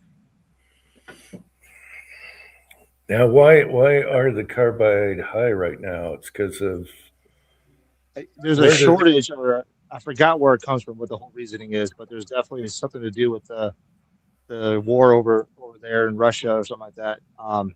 Tungsten carbide, tungsten carbide powder, which is what's used to create inserts where it's mimmed, pressed together. Yeah, that's like super hard to get now. Okay, it's probably because of Iraq then, or Iran. Yeah, something like that, something stupid. Yeah, there's like, I think Iran or somebody provides like 80% of the tungsten carbide. Something to do with the missiles or whatever. Yep, that too. We got to get that over with. Yeah. Well, what we should have done, and it's not to get political, but if we started getting involved in all that, we should have just took the whole damn nation over and said that oil and that stuff is ours at this point. Well, I just the it's only like it was 20% Islamist regime took over that country in 79, 80, whatever. Just Yep. let the people get their freedom and they will deal with us all day long. If they're free wearing bikinis on the beach again, like they wanted, they'll deal with us all day long. Yeah. Well, But right everything now, is you got a radical regime just shooting up their own people, and they need their freedom. And everyone's blaming Israelis for everything wrong. Hey, they are the bullies of the whole area. Finish it, get her done, get the people free again.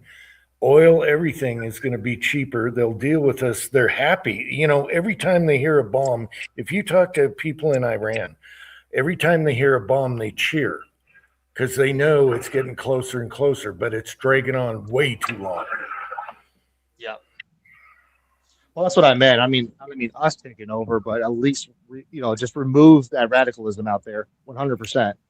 Oh, I hate them worse than anyone else. Yeah. So I can't I'm just stand the saying, best. it's just we need that gone so we can get back to life here. Because dude, it's just ridiculous how much we're paying for everything. Yeah. Well, it's a lot of pain for hopefully some gain in the future. But it's taken too long. I hear they're getting rifles now. That's good. Just give the people the rifles. Let them take it. They know who's who. And Rawless has been saying that forever. Yeah. If we're going to do this, yeah, I mean, if we're going to do this, then, we're just going to have to do it right, get it taken care of. Yeah, none of this deal bullshit. I don't know why he keeps talking about making deals. You can't deal with these people. 2 years later, they're cutting off the strait again. You can't deal with these people. And I think he's just delaying time to get people in place. But yeah. Well, I mean, they think that they're going to be able to just, absorb some hits, and they don't give a shit about those people. So if people die, they're martyrs. And they're trying to run the clock out to at least, they're hoping that the November elections will go against Trump. And They're it pulling, could. yeah. They always pull that petty terrorist stuff when they get, totally annihilated. So now they're reduced to, shooting in a few tankers and stuff with their little boats and bullshit and their little drones. But just today, they were using mid-range missiles against a country that's on their border. So that tells you that they're running out of stuff because now they're using mid-range missiles, Right. which they don't have. That's way overkill. And so they're running out of stuff now, and nobody's in control. They're fighting amongst themselves as far as the radicals are. And they have no clue right now what's going on. No one's in charge, really. We need, and I've said this also. I mean, we at least need to send the nasty people to take out their nasty people, and and let them have plenty of chaos, arm them up like you're saying, drop them pallets of guns, bullets, beans, maybe some coke, just get them all fired up. Just remember how happy they were in '79 before it turned and fake elections and all that crap. Well, and then the hobbies and Pat's talking about Cuba and Canada, and Canada needs to, those provinces need to do their thing and get away from Toronto and come join us. Yeah, Cuba is definitely next. Get rid of their regime. People want it. People want it bad. So, and all these people, Cuba and Iran, they're sacrificing their lives right now because they get shot and hung in the streets. And they're trying, they're just not armed.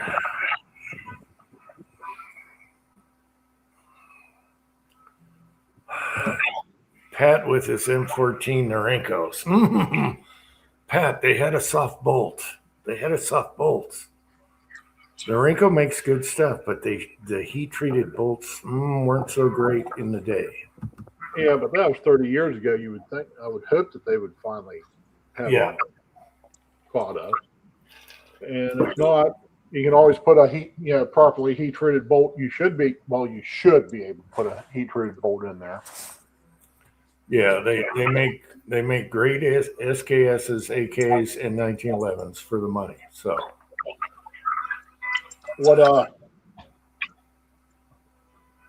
once I get this Model 29 bought, I have a couple rifles that need to be rebarreled. Then my next big purchase is going to be I don't know if I'm going to do an FN or get another M1A. I haven't had an M1A in about at least 15 years. yeah. Need to get an Onzio. What's that? Need to get an Onzio. Everybody should be buying an Onzio. 20 Mike.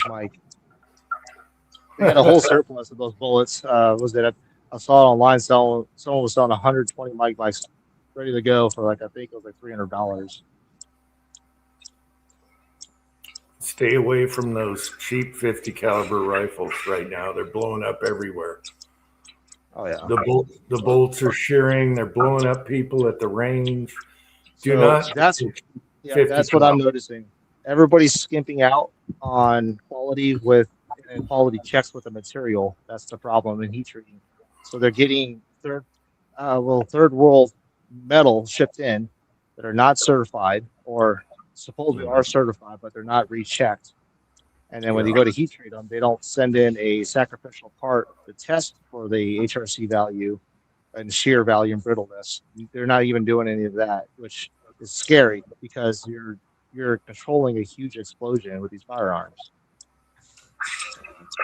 Yep, and there's a rash going around on these cheap ones you see on sale, whatever, PSA, whatever. The 50 calibers, if they're too good to be true, do not buy them because the quality is so bad. Actually, when you take the safety off, they go boom when you're not ready and also blow up right in your face. So don't do it. Yeah, so Brandon Herrera did that recently. He was one of those 50 cals.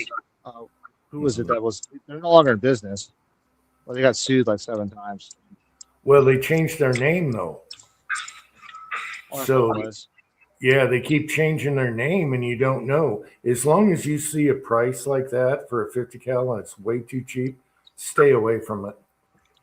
Well, at minimum, it's $6,000 for like an okay one. Let's see. Garage Greg ran across the pre-Model 10 revolver today. Original box. Original box and everything. It's a skinny barrel, I guess. I love Model 10s. I like the heavy barrel ones, but I love Model 10s. My favorite.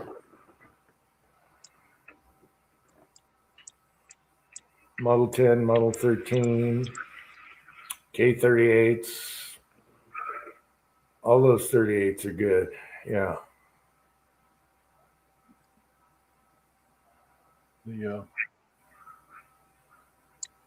Trying to get an idea of what Does it feel good? It's tight. I extended the mag latch like 10 thou.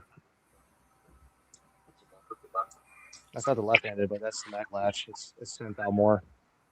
Does it fit pretty good or?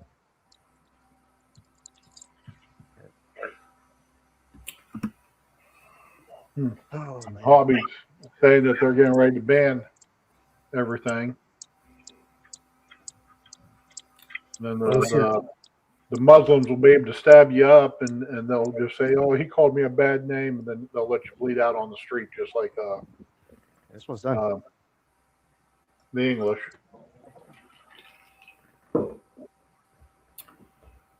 That should, Technically, the Sikhs aren't Muslims, but they're not How much many plan better. on running? Pat, cat.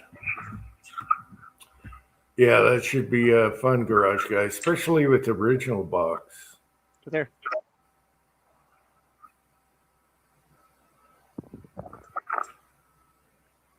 Oh man,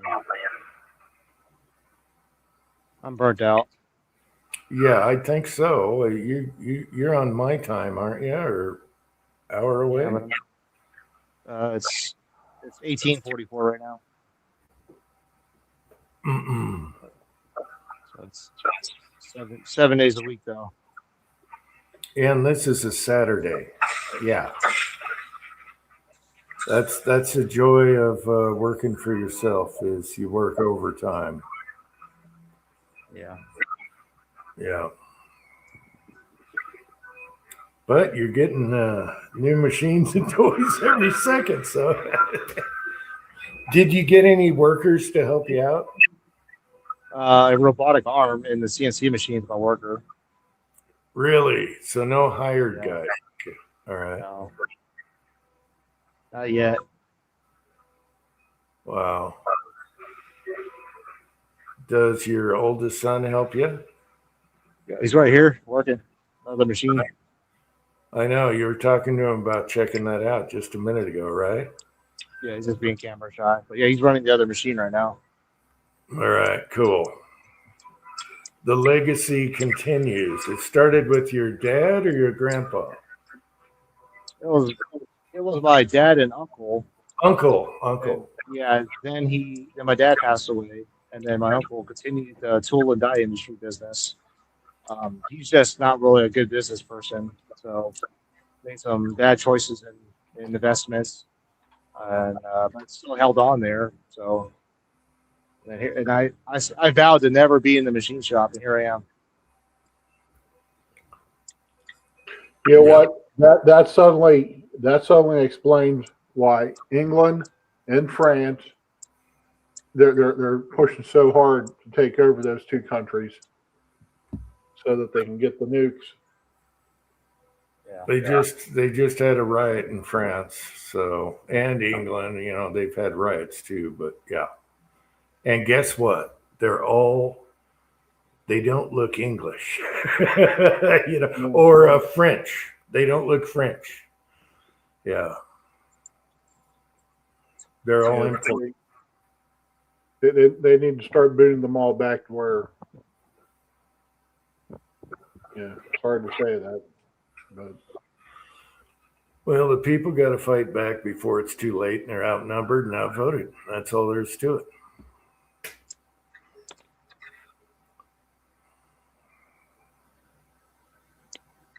Well, hey Jim, have you ever seen these little? Let me blow you up. It's if I can pop it out. It's one of these little electric pens, dude. All little bits. oh, okay. It was. I don't know if they're still on sale, but they're on Amazon, dude. These things are freaking awesome because they're motorized. Little light. I don't have a motorized one like that, but I have. Looks like it's about the same quality. Yeah. Of all the little bits. Yeah. This one's from Fantic or whatever. I guess it's a good one, but it was like $37. It's usually like $110 right now. They're awesome because they got a torque built in. There's a certain torque setting, and they're dead on.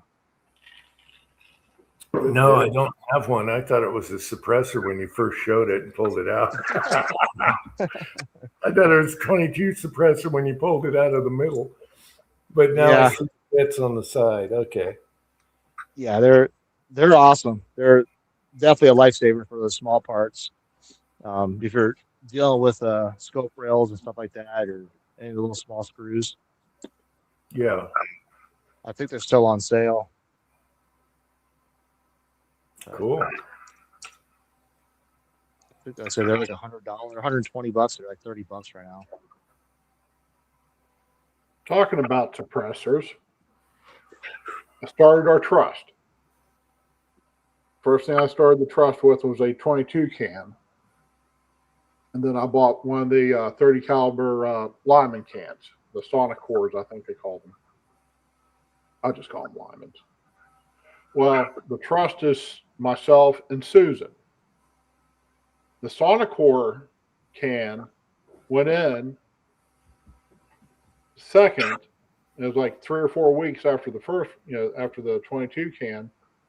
And it got rejected because, for whatever, it got delayed and rejected because of Susan. So, we decide, well, we're going to wait till we get the status on the 22 can, and then either we'll reapply. Hey, yeah, D-Day, huh? We'll either reapply or get her a FBI, what the specialized number, the personal number, and hopefully that'll, it's just she's only had like 1 or 2 background checks done in her entire life. So I think that, plus I've heard on other programs where people are talking about how, people who had no trouble getting their cans are all of a sudden getting delayed, and the delays are too long. So then they're being rejected and they're having to reapply again. So it seems like the ATF is up to a new trick. But here's the weird part. We still haven't heard anything about the 22 can, one way or the other. So that's holding us up to, for us to decide what to do. Because like I said, once we find out what's going on with the 22 can, especially if she gets approved for that one, then we'll just cycle back through and do the Lyman can again. So she needs like a UPIN number you put on a 4473. Well, that's what we're gonna, once we see what goes on with this other can, then we'll if she gets approved for the 22 can, then we'll just cycle through and just reapply again with that. And if we get rejected the second time on the Lyman can, then we'll do a UPEN. Do a UPEN, it'll go directly to that, and then they don't have to sort through a bunch of names like hers and everything. Well, but how many? I guarantee you, there's one Susan Carvelis in the entire country, and she's sitting over in the TV room. Yeah, literally, there's a half dozen Carvelises left, in this country. I didn't think you can do a trust anymore. That's why I quit buying. My trust doesn't work anymore.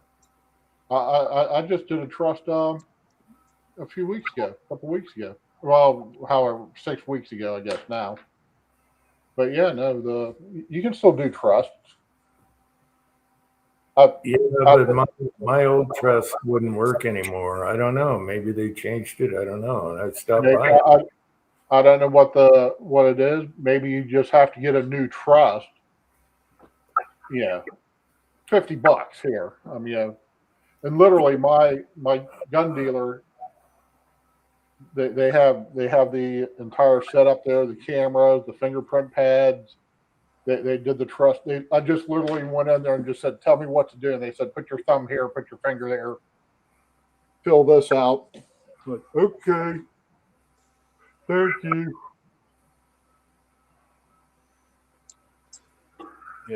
So Yeah, well, I think it's the fingerprint and picture thing, because we didn't have to do that. My cans are all 15 years old, and we had a trust. And when I bought my can, the guy gave me the trust, so it was all free. He had a lawyer buddy set up the trust. Every time you buy a can from him, boom, you get a trust, and you can buy them all. Yeah, matter of fact, you can go on the PSA and do a trust through them, but you got a bunch of bullshit where you're mailing back and forth. Find one of the stores up there. You got those 2 or 3 really big stores that everybody I always hear about. There in Utah, and you should be able to go and do everything right there. Yeah, they have kiosks. Yeah. Mm-hmm. Yeah, it's a silencer shop kiosk. But I'm just going to wait till they abolish the law, because they got government workers doing nothing, making no tax dollars. Get rid of them. That's no background. No more background check. You're gonna get bit in the ass. We're not gonna get that. I hope you're right. But yeah, we got too many fucking Republicans right now stabbing us in the back. Yep. Yeah.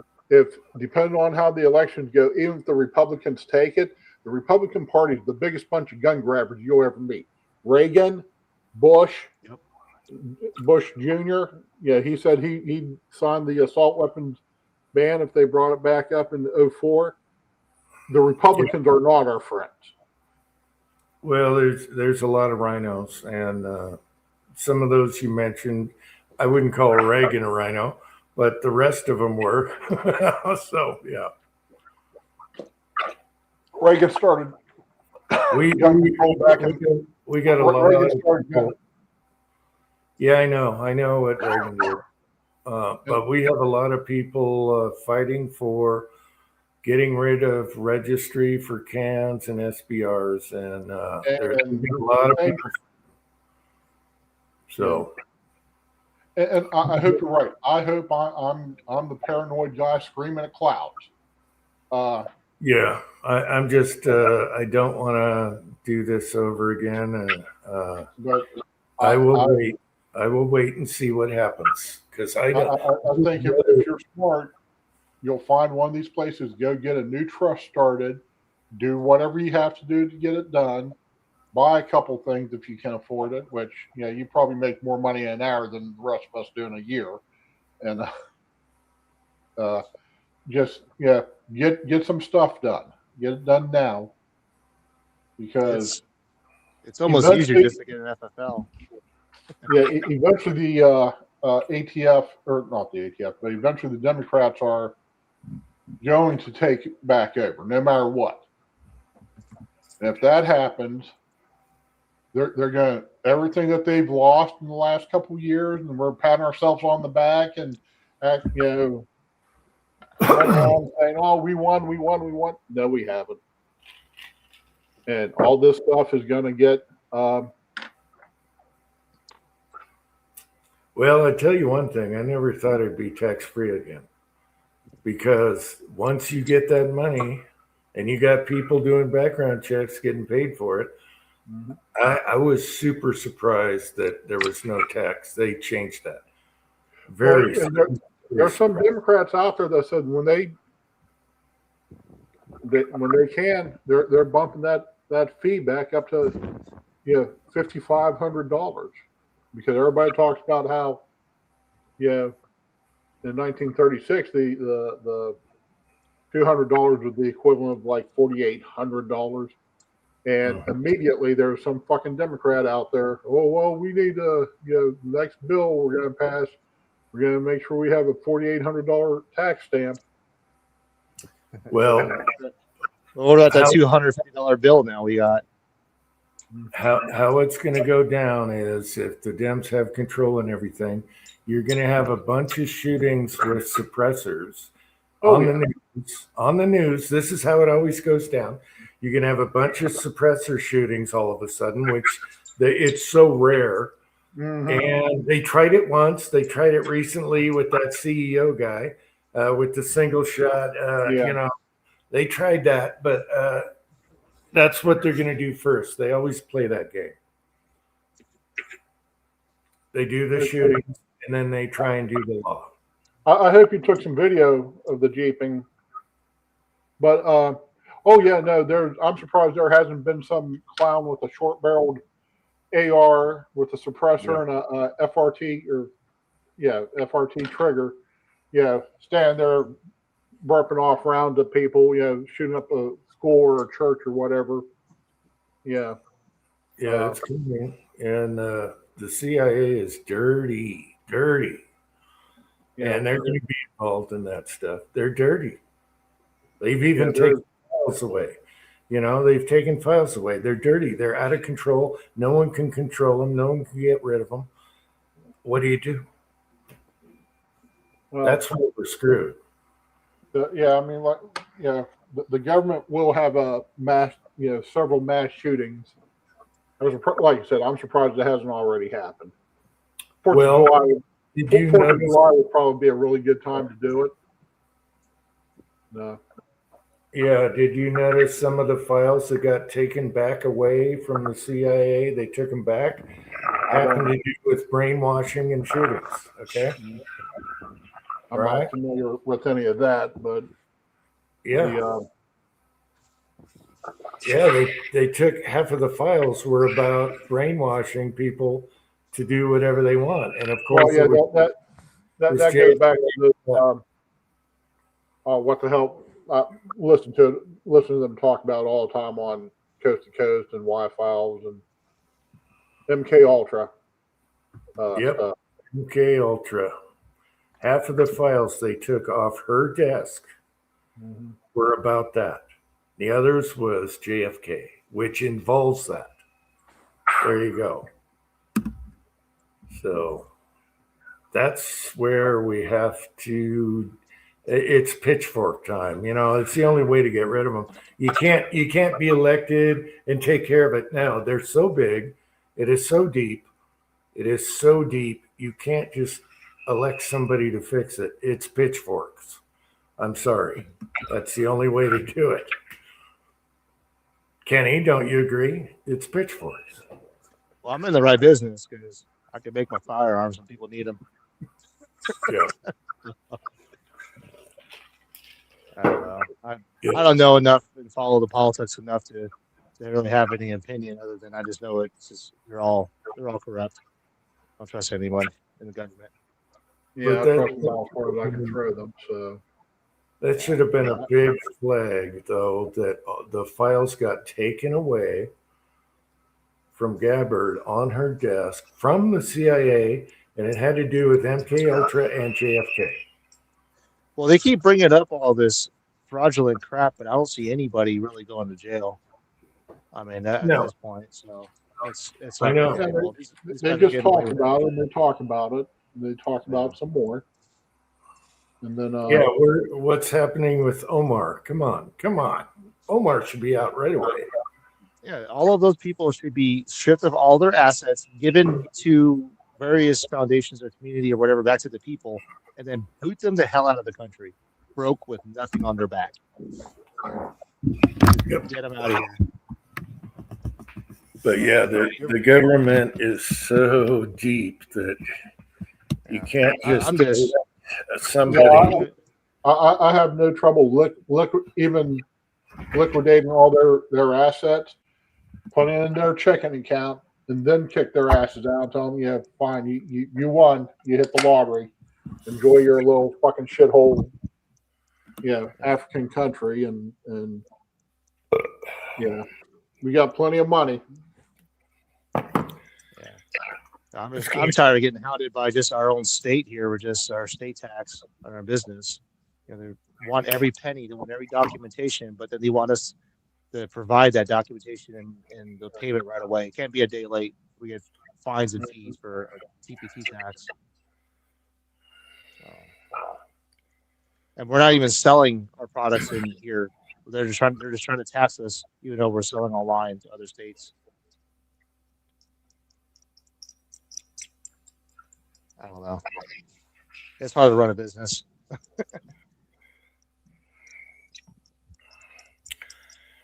Yep. The key is be happy. Yeah. You can't control certain things. You know. I'm a lot better where I'm at now versus driving 3 o'clock in the morning trying to go flip a switch or scrub off a dildo off the spray paint off the side of a crossing. I missed the graffiti guy. The graffiti guy. He was awesome. He's still there. He's still there. Every time I pass by that cross, yeah, dude. I know it's him. It's the same style. You got to be Pat. I think it's Pat at this point. You have to appreciate someone that is tenacious and good at what they do, and they don't give up. No matter. Well, he's gotten better. His artistic skills have just gotten to where these are getting pretty triumphant and detailed. So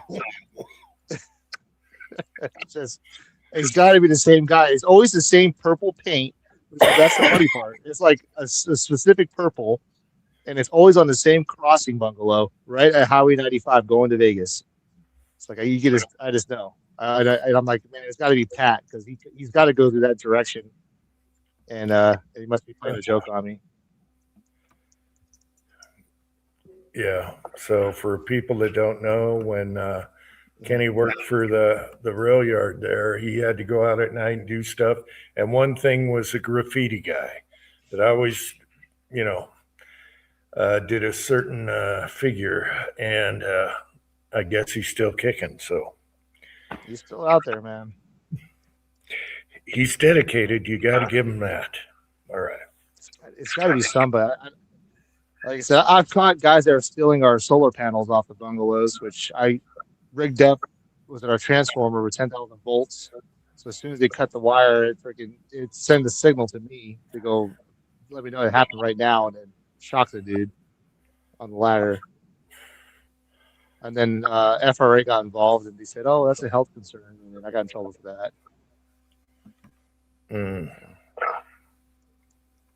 What do you think about the new technique for sodium batteries instead of lithium? You can't do it in small. You can't do it in small devices like an iPad or a phone. However, they found a new way to make it work without needing lithium on bigger batteries. And I think that's an improvement. So we'll see that in the future. Yeah, I knew lithium was kind of a dead end, especially how explosive it is as soon as it touches the air. Oh, it's with all these cheap lithium batteries, especially like I'm involved with FPV, like drones and stuff, making my own.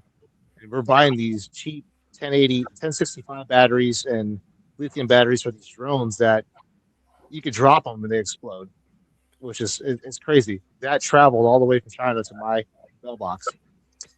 So, when they get cold or they can blow up also. It has to do with the whatever you call it, going from one end to the other of the battery. And that's why you see cars blowing up and everything. Yeah. Well, they're so sensitive too. If you have them under voltage for so long and then you try to charge them again. I got a charred workbench. I should show you guys. Because just having my FPV camera batteries, the drone batteries charging, it lit fire. And luckily I was in the shop. But they completely caught the whole bench on fire just because they were undercharged for so long. Yeah, lithium can be scary. Another material that they're experimenting with, but it's like a one and done with it. You can't do rechargeables with them. Is aluminum. I was watching a video about it, but because aluminum's so cheap, and if you do if you can get a recycling program going, it can be an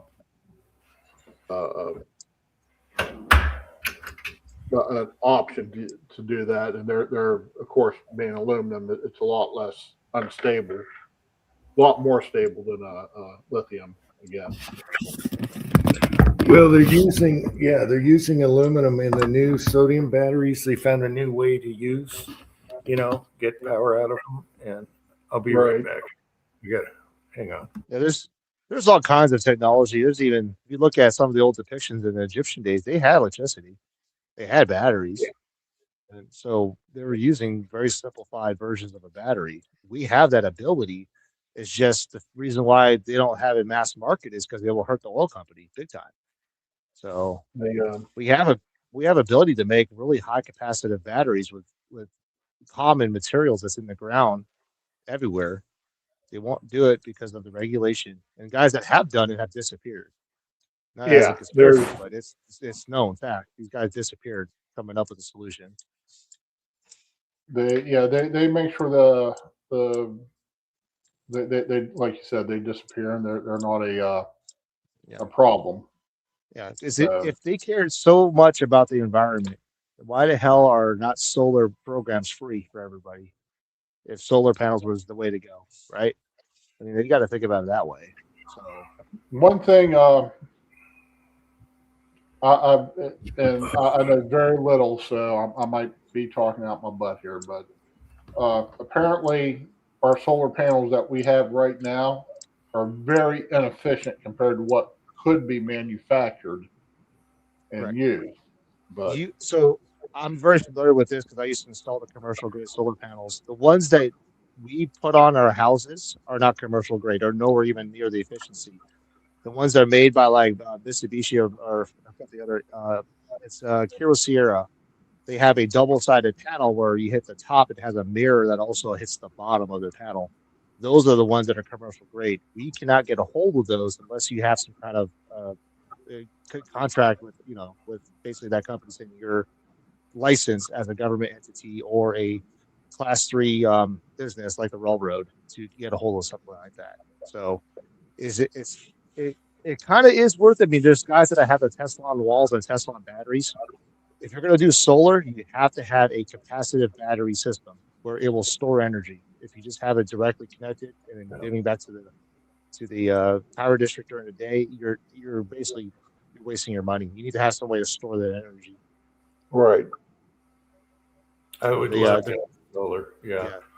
My neighbor has a Tesla wall, and he's able to produce like 35 kilowatts or something like that, something crazy.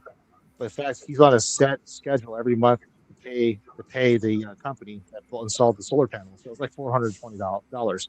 So his electric bill never goes above $420, and he also gives back to the power grid almost every day. But that's the problem. You're setting $400 every day. I mean, or every month on your bill.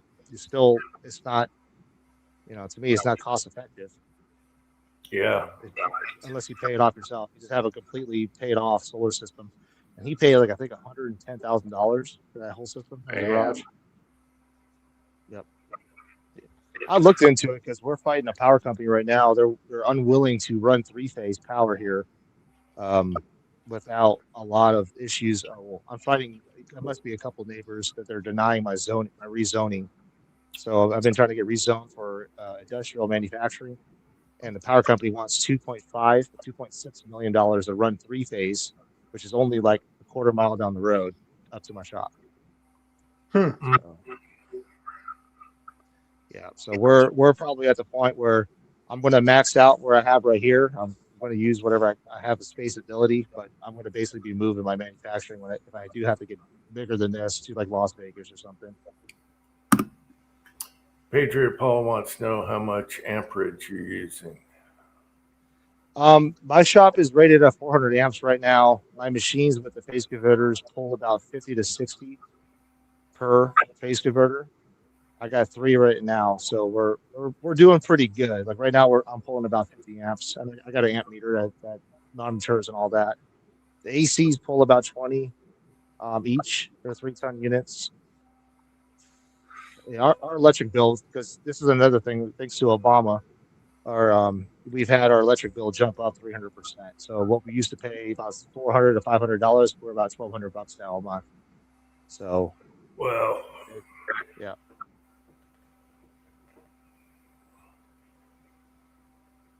Yeah, electricity isn't good. I have a military generator that we're going to pick up and install in the back of our shop, which will run on pretty much anything, just in case they want to play games with electricity. So we'll fire that bad boy up. There you go. We'll make everybody in an 800-yard radius smell like French fries. You'll be hitting up McDonald's everywhere for grease. They give it away right up the road. That's what I was saying, in big old jugs and batches. So Carl's Jr. They let everybody that's digging that little dumpster there. They always got big tubs of grease. And as we mentioned before in a live chat, the Amish, they can grow pot that doesn't get you high, and they make their own diesel really easy and really cheap, and it's actually better in cold weather, cold starts. And the Amish have it down on making their own diesel for nothing. It only takes an acre of pot plants to get them going all year farming on all their tractors and everything. Yeah. Diesel really isn't hard to make. You can make it out of plastic. So Well, they That's found a, that the seeds in the pot plants, the oil is perfect for diesel. So they just run a 1 acre crop and it lasts them all year. Their houses, their tractors, everything.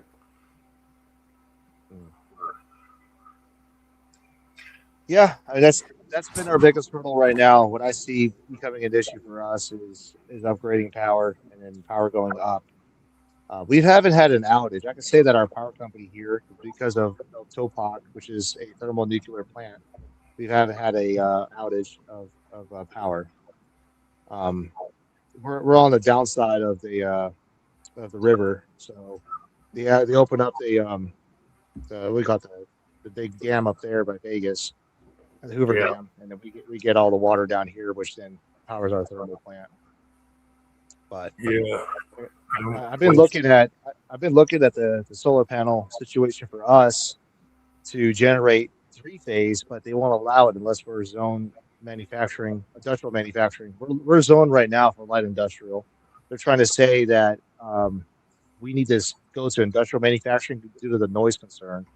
And I told them, you guys are full of crap. You can stand outside my shop. I could fart and right next to you, you'll hear my fart. You won't even hear the machines. You don't hear anything within 10 feet away with the shop.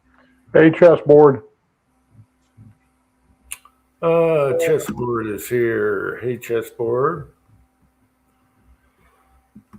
Propane is costly, especially over here.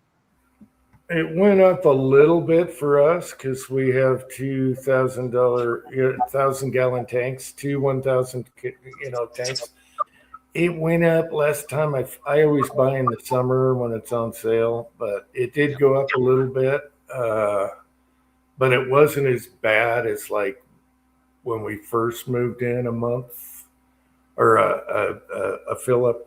A fill up is all year, but yeah, Oh wow, it's up. yeah, we're $700, $800 to fill up our $1,000 tank. It's like $4.68 something a gallon. Mm. Wow, I get pissed if it's $1.60. I was It's paying $4 over here. was paying 99 cents a gallon. Yeah, they got this place cornered. That's the problem. We're paying California prices here because of the tourist attraction, and they're just they're just pulling in and raking the money. We have more foot traffic here than Laughlin and Needles and almost close to the outside of Las Vegas combined. Yet we can't even do weed abatement here or anything simple. That money is just going to three families here that are basically running this whole town. Mm. But I don't know. I'm only here because the railroad got me here. It got me out of California, and then I was able to make this business happen. But we got to expand. We're probably looking at the East Coast or something pretty soon. Come to Florida, no personal income tax. Yeah, I'm looking New Hampshire area. Florida's not a bad choice. I can't, but the humidity sucks. Even though I'm the tropical type. I hate the humidity. Yeah. I do like the dry weather here. I like the dry. So much better on so many things. Yeah. Yeah, Utah is another. I mean, we looked at that too, but we're more than likely going to have a place in the East Coast. That way, I could be around the manufacturing out there, and then Vegas for the West Coast. Still have our name brand. Our name makes sense. Desert Precision. Can't have Desert Precision if you live in the coast of the East Coast. No zoning laws in Houston. I don't know about Houston. Yeah, I spent enough time out there in Texas. I'm not for me. I'm not a Texas fan. Well, yeah, Houston is kind of. Oh. Yeah, Patriot Paul was just talking about how the AI data centers are putting in their own power, and that's actually a good thing because they're pushing for the small nuclear Well, reactor that I forget the acronym for, but it's relatively. It's basically a nuclear reactor about the same size as what they would use on a ship or a submarine. yeah, they got like 10 of them. So those data centers are kind of sufficient with their own power, but they consume water, a lot of water, right? Yeah. Yeah. I am concerned with those data centers and what I'm seeing kind of set forth on that. Now, obviously you guys know I follow the Bible quite a bit, and things are going to happen where they are coming to truth about false, I guess, videos. What I'm trying to say is the AI generated videos, you got to think about what's going to stop something being generated, a video about you committing a crime, even though it's false. With those AI generated videos and stuff, they could literally track everything and create a video, and that's what I'm afraid of. They could come up with some kind of storyline or something that's AI generated, and people are going to believe it. So that like you said is a problem. Of course, they track everything. They have your whole life. They could generate falsified information, videos, and they keep saying all these videos that you could tell it's AI because the hands and all that. You don't think that video games and stuff that's been using the same technology, they can't fix that within minutes? Well, first off, I'd fall into the category of what we're being, what we're buying or being given or buying is probably at least 5. Well, maybe not. Maybe with AI, it's more like 2 or 3 years behind. But yeah, they probably had that ability to, do the AI thing anyways. For a few years now. Oh, they've been doing that. Yeah, they've been testing us. I guarantee that some of the stuff we've seen during the Biden administration that was generated. So. Yeah, chessboard. I'm not even so much worried, but like I said, worried about the power consumption. As Kenny said, that it's the water consumption. Where if you're someplace where it's relatively dry, like here in Florida, if they desalinate it, they can just use seawater. If you get close enough to the coast. Yep. Yeah. But it's a great tool. I mean, I've been using it to help with just explaining things better. In fact, I used it recently with the transformer. They gave me documentation how to hook it up, or it says the instruction how to hook it up. There was nothing about how to hook up the wires. Took a picture of the transformer, and AI said, "This is your taps. This is your instruction how to hook it up." And then I verified it with the actual manufacturer. But that's a tool that figured that out in seconds, whereas I waited 2 weeks to hear back from the manufacturer. Right. There's that benefit, but there's the trade-off. That kind of power, that accessibility, can be abused, and that's what people need to realize. Yeah, I haven't seen that, and that does make sense that they would be recycling. So, yeah, they do recycle water. The problem, though, is that the recycling process of that water still causes evaporation, excel evaporation. So you do lose a lot of water still.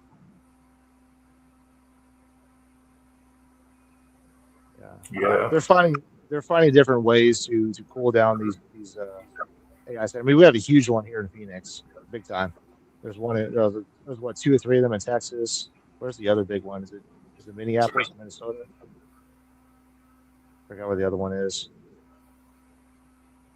Then, Patriot Poll. That's funny. Iceland. Yeah. Okay. You know what? Though that's actually not a bad idea. Is have them in the north. The North Pole, the South Pole, everything. Yeah. There you go. I mean, you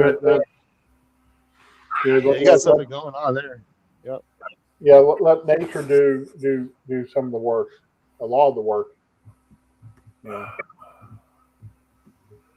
And you guys do know, in years ago, the oceans were very low, and there's civilizations that are under the ocean right now because of About 1,200 years ago, it's the Because of climate change that had nothing to do with us. Yeah. Well, it is most likely the Younger Dryas incidents that when the ice caps finally were melted, both because of meteor strikes and just because of global warming. So yeah, like you said, about 400 foot. There's the 400.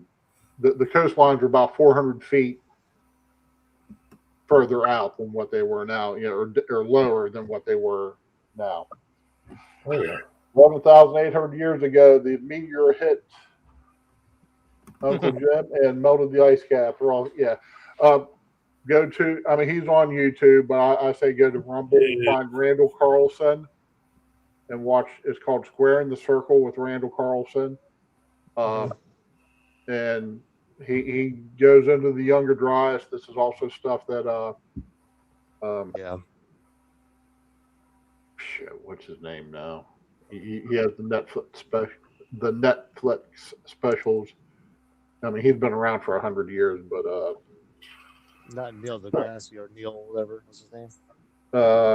shit. But anyways, Randall Carlson is yeah, and he's blue. Well, I mean, he's a businessman, but he works construction. He owns a couple construction companies. He builds. He's on the ground. He's in his 70s, and he still goes out and builds commercial properties. And just his spare time, he does amateur. Might as well call it archaeology, but it's more studying of the Younger Dryas and different. Oh yeah. Damn chessboard. I'm trying to catch up here.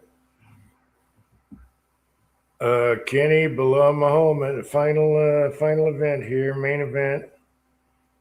Oh, really? You're able to watch it? I can't. Yeah. I want his ass kicked. The aftermarket. Yep. I won't spoil it. I won't spoil it for you, but I want his ass kicked. They just started first round.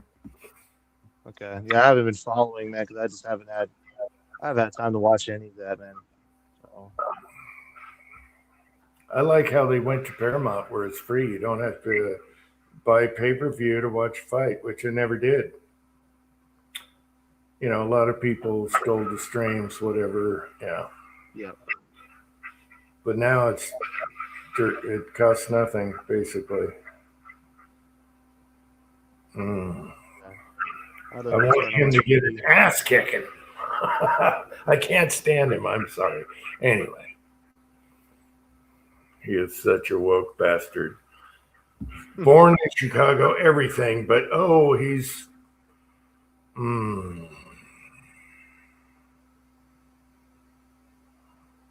anyway. Yeah. So climate change is BS because the cities used to be under the water. So there you go, where the water is now. So there you go. Yeah.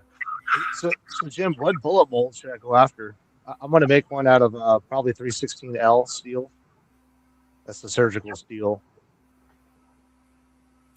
Well, a lot of zinc guys are going to love you for steel molds.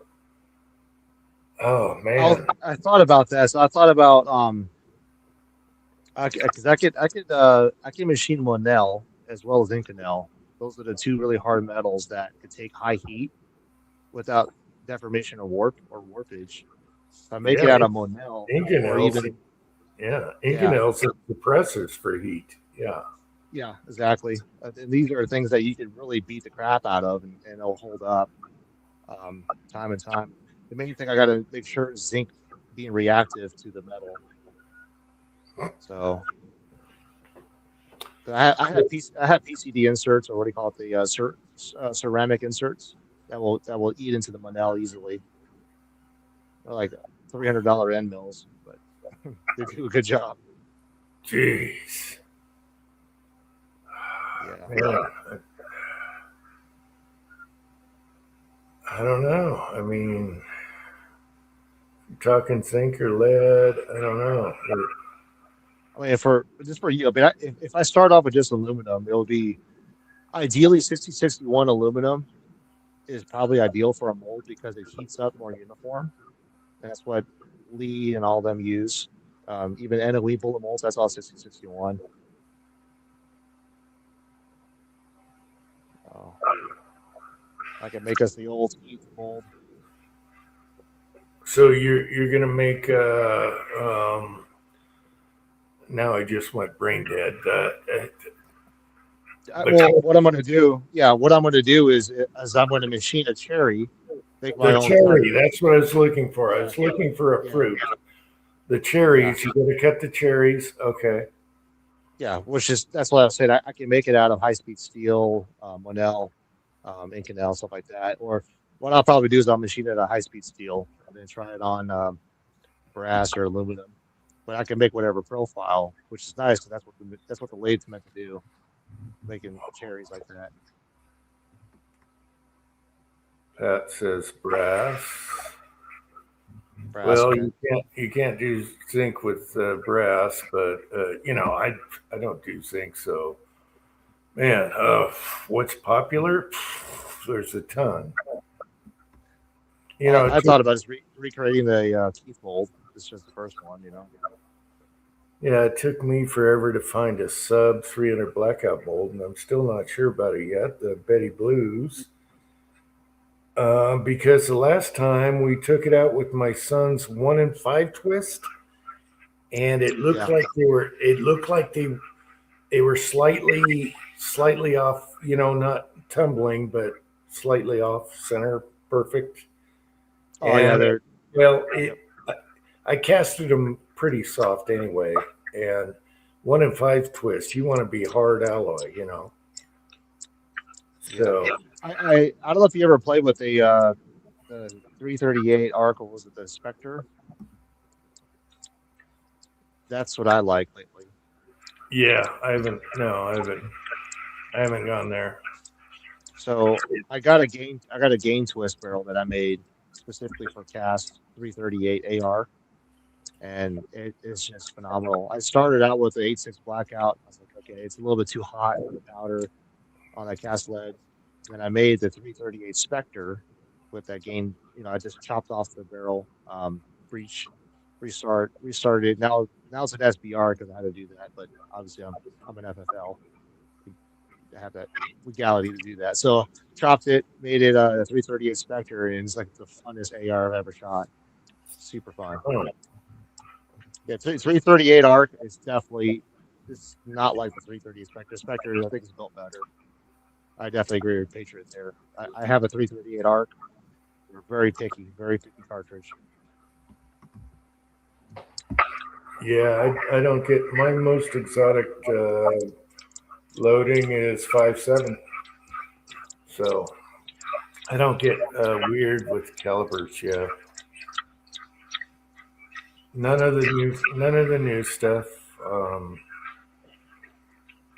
I still figure a 308 or 06 gonna, you know, do what I want to do, and you know, I'm not shooting 1,000 yards. I'm not shooting 500 yards. So, yeah, but yeah, there's a lot of good stuff out there. Yep. That So, 135 grain HTC, William, is what I like for supers. That's the one that I shot in Uncle Jim's live chat live at 500 with that AR at nighttime. yeah, It holds like a 2-inch group. I don't know. I love that mold. That's that HTC mold, that 135 HTC from NOE. mhm. That's what I use for supersonics. And gas check them. I still have a bunch of those bullets. They're gas checked. Yeah, Hubby's mentioned the Cyclops video on the gun you sold him. Oh yeah.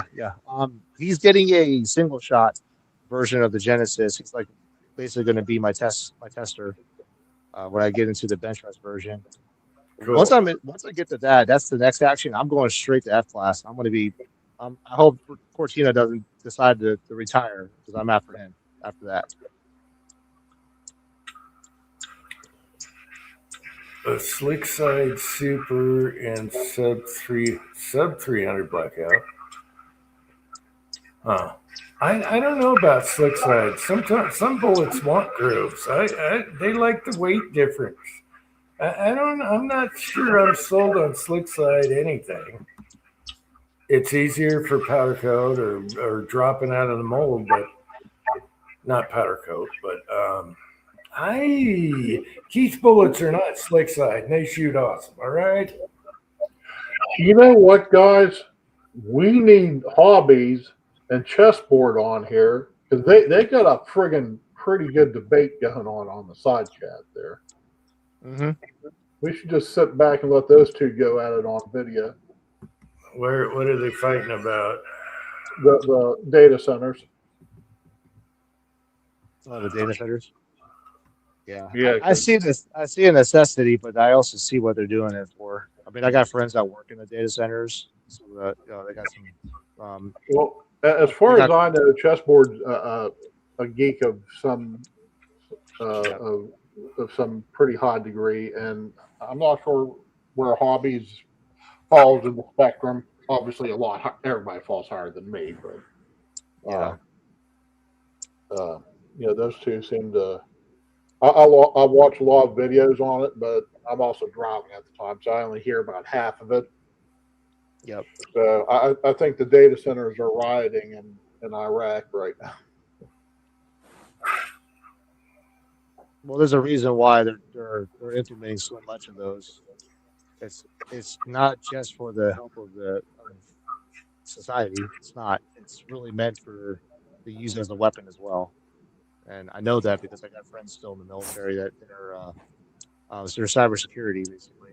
They're in.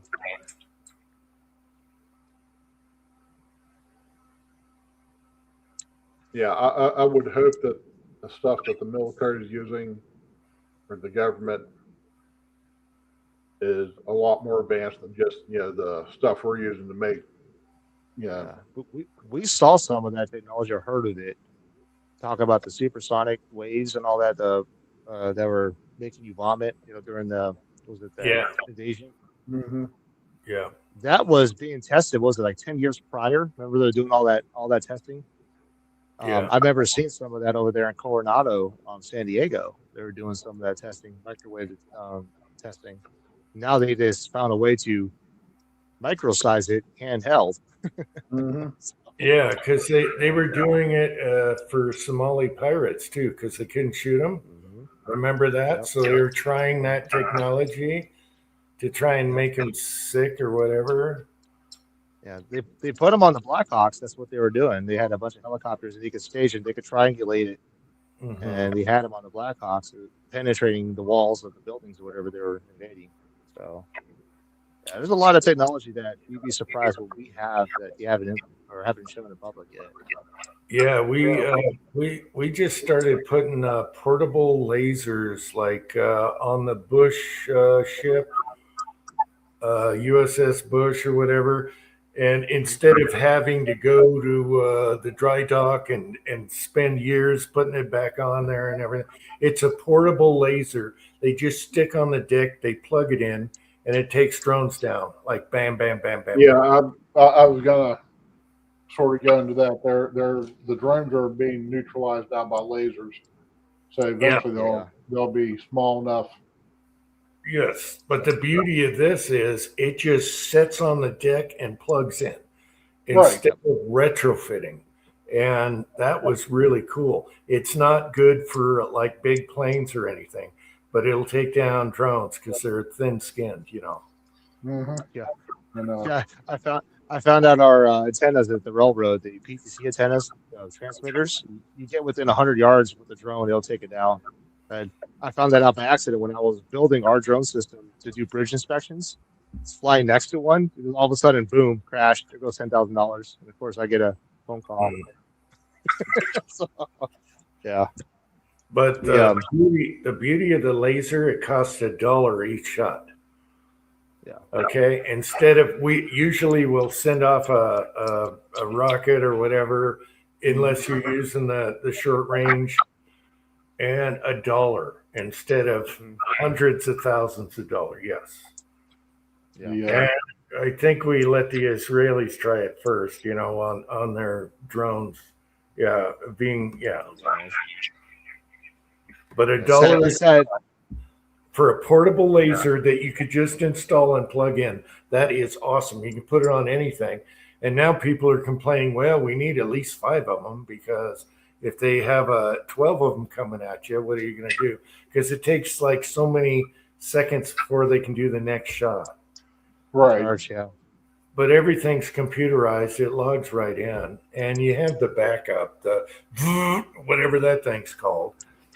Oh, You know. the 20 mil can, that thing, that crazy thing. Yeah, that's their backup in case they get, So I think that's really cool. The lasers are really come a long way, and they're only going to get better, smaller, cheaper. Yeah. The thing about that autocannon, which I found surprising, because I was always worried about the round, where the rounds go that miss. Well, apparently they have an auto destruct after they're in the air for so long. They just automatically blow up. So you still have shrapnel coming down, but it's basically, vaporized or powderized, however. And, We need one of those in our backyard. It'd be awesome. be fun. I don't want to ruin it for you, but Bilal is getting pieced up a little bit here. Yes. Oh, I'm not ruining it for you. What is this? Round 3. 2 That's minutes good. to go. I'm going to run to the bathroom real quick. I just want to see that big nose flattened. You have to love Marav Dvalishvili, one of my favorites, and his nose got broken up again in the wrestling matches. Have you been watching the RAF where they wrestle? I haven't watched. Yeah, I haven't watched any of the UFC or RAS. Oh, the RF. No, this is the RAF, so it's an offshoot. UFC fighters just doing American wrestling. It is so good. However, he got his nose is shattered, right? And he's supposed to fight the Russian again to get his belt back. And I'm so pissed off. Anyway, he was wrestling, he got bumped, and his nose is so messed up again. But Marav Dvalishvili is one of my favorites, and he's from the country of Georgia. Okay. Yeah, they're not Muslim, okay? And he is the nicest guy in the world. They call him the Machine. You never heard of him? He's the Machine. He doesn't stop for 5 rounds. He will kill you on cardio. Okay. Yeah, Marav Dvalishvili. He lost his belt doing the 4th fight in 1 year against a monster. So he's going to get his belt back. 4 fights in a year is a little tough defending your belt. Yeah. That's a lot of fights in 1 year. So, yeah, Marav Dvalishvili, my favorite. I love the guy. He's the nicest guy in the world, too. Nicest guy. Great country, too. Great people.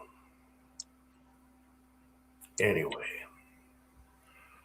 What's going on here? West Covina. I'm glad you came on, Kenny, and taking a break. You know, you got to get your wind. They're running. I've been working on. I've been working on Toolpath. This is like what I've been doing. Like I'll show you. It's fun. I mean, this is what I need to be doing. I need to be behind the PC, letting my mind just go, right, and make my own parts and stuff that helps the community. I'm doing everything I can to let's get rid of some of the issues and stuff that we've been seeing, products and stuff like that. So I've been designing and making my own stuff. You know, I have ability to do that now. So, that is so awesome to be able to do that. Yeah, I'm excited. Fun. Yeah. I mean, and I'm not. People keep thinking, "Oh, you should be making a lot of money." No, these machines that I have in the back, I got $3 million in machines we just invested in. These are $60, $70 parts. Like that's not going to pay the bill. I don't think people realize I'm not doing this to make money. I'm doing this to help.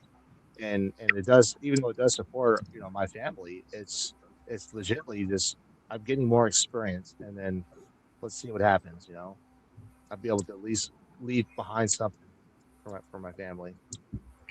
And you're Railroad one was a dead show end. versus, yeah, and you're a one man show versus all these companies out there. Yeah. It's really incredible what you're doing, especially with the competition 22 guys right now. They're just chomping at the Well, bit. So well, it started off with realizing, okay, I can't run a business relying on someone else's product. When I had that issue with Zermatt, which costed me hundreds of thousands of dollars with their products sitting on my shelf, and them not even giving a crap about what they did, which was changing material to a softer material and cause all that gouging. And it's whatever I'm saying right now, since this is public, it's true. You can see it online. They admitted to it and everything.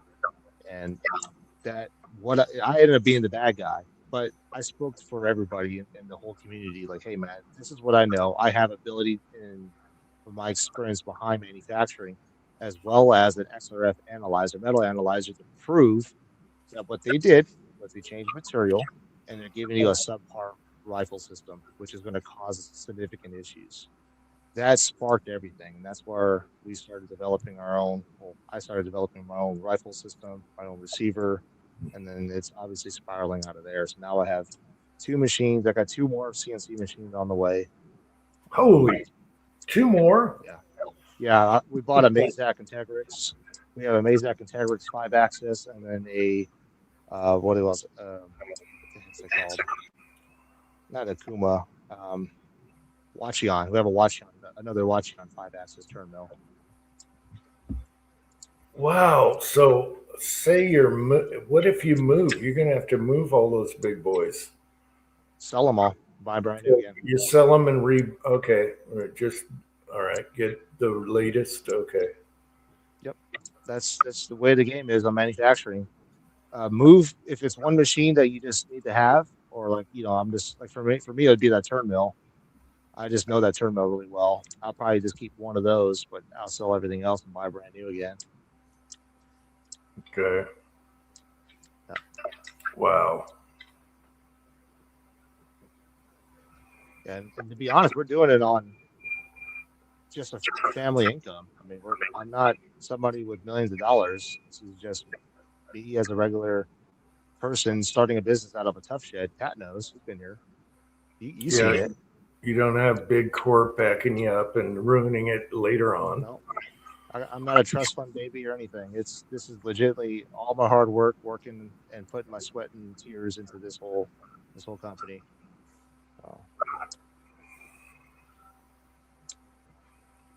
Yeah, Patriot's right. I need good operators. My son's one. He's been learning, and he's only been doing this for a couple months now, and he's already got a hang of the style. I'm trying to get him to the point to where he knows how to manipulate and change G code, where he could change the G code if needed, up the speeds and feeds for that specific tool path, and just optimize the program. And he can take an engine out of a Chevy. You ever get that truck back together? Yeah. You had the Yeah, engine the in engine the shop. block. Yeah. Yeah, it's been sitting here in the burden. Yeah. Well, my kids definitely need my son and my two sons. And my daughter, I think, is going to be the one that's going to take over this business. She has the same in her age, her mindset. Oh, hold on. Jim, let me call you right back. I got an important call to take. Okay, no problem. No problem.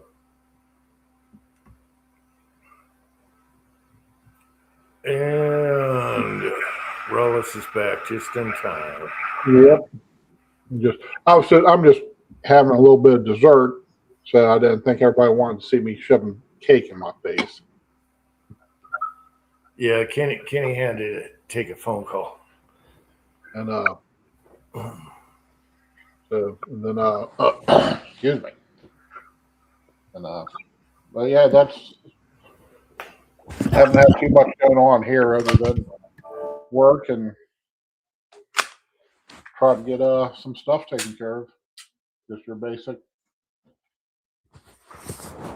living, and then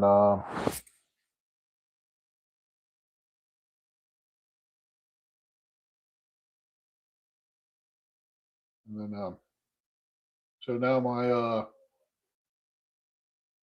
little ventures with the 41 Magnum is ready to go into the next phase where I'm going to be getting up to the maximum loads. I'm hoping to avoid the letting that I was doing with this last few loads. As far as the trucking goes, Patriot, just the higher fuel prices has everybody a little bit agitated. My company, we're looking for at least a half a dozen drivers. So in one way, that's a good thing because that means we got plenty of freight. But it's a bad thing where we're falling behind with our regular customers. And hopefully they'll start getting all these illegal aliens kicked out. Oh yeah. Oh yeah. And get the gas prices down. It's gonna kill midterms. It might the fuel prices might not be quite as bad. Right, exactly, West Covina. The fuel prices might not be quite as bad because 10 or 12 years ago, I think it was during President Obama's reign of terror. I remember paying almost $6 a gallon when I was working up in Pittsburgh. The terminal I was out of was in Pittsburgh, and that big ass Dodge of mine. I mean, it wasn't anything special, but there's a point where it was almost $100 to fill it up.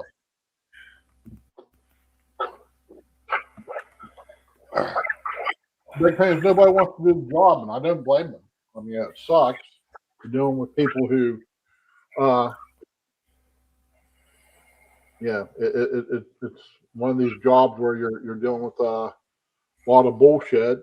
The money isn't, the money's okay. If you get on with the right outfit, you might be able to do pretty good. The equipment's just getting worse and worse as we go. So they get so much. That's like I've been driving a Mac, and here the last couple of weeks because my truck's in the shop, and it has all kinds of bells and whistles on it, but it has so much just bullshit on it. When anything breaks, it's going to be high dollar. They're not built to last. They still ride rough as, They don't, they have a little bit of a nice ride, but it's almost too soft of a ride. If you know what I mean. It's like trying to screw on a waterbed. You can't get, really good.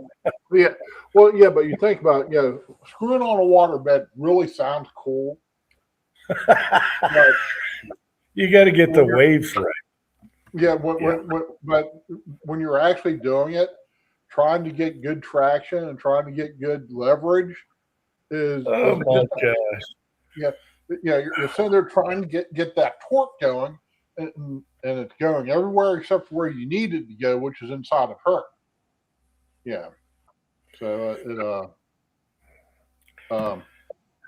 and this truck I'm driving, it's like that. I mean, it has such a soft ride, you can't barely feel the road, and it just it's a little bit on the rough side, or on the difficult side, I should say.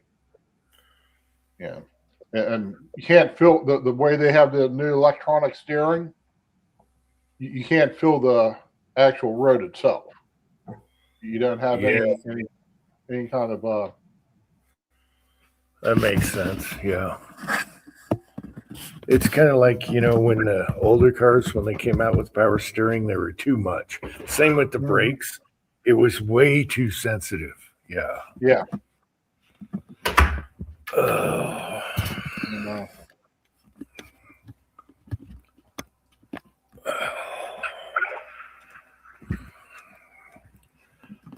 Let me get back into position. There you go. Oh, yeah. Oh.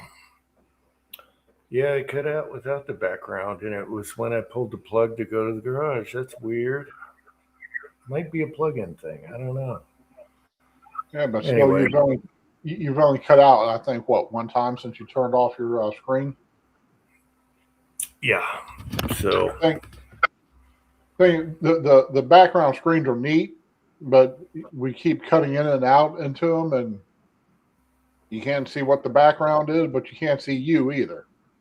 You know what I mean? So yeah, I know.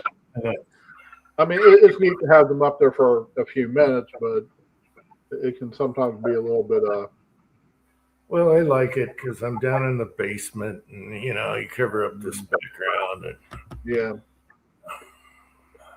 And let's see. I got to catch up. Here. Okay. Yeah. Too cushy, I guess, can be a bad thing too. I just remember I had a 67 Buick, and that thing was so touchy on the steering and the brakes. You're like, whoa, you're slamming the brakes and you barely turn, and it's whoa. And then they backed it off a little bit after that. right. Man, that was bad. And the automatic braking is a pain in the ass too, because I've had where there's a vehicle going up the ramp, but the way the radar is set up, it thinks the vehicle's still in front of you, slams on the brakes, you're just like cruising there, just doing your thing. Next thing you know, you're doing one of these numbers. It's like, Yeah. They can do away with that if you please.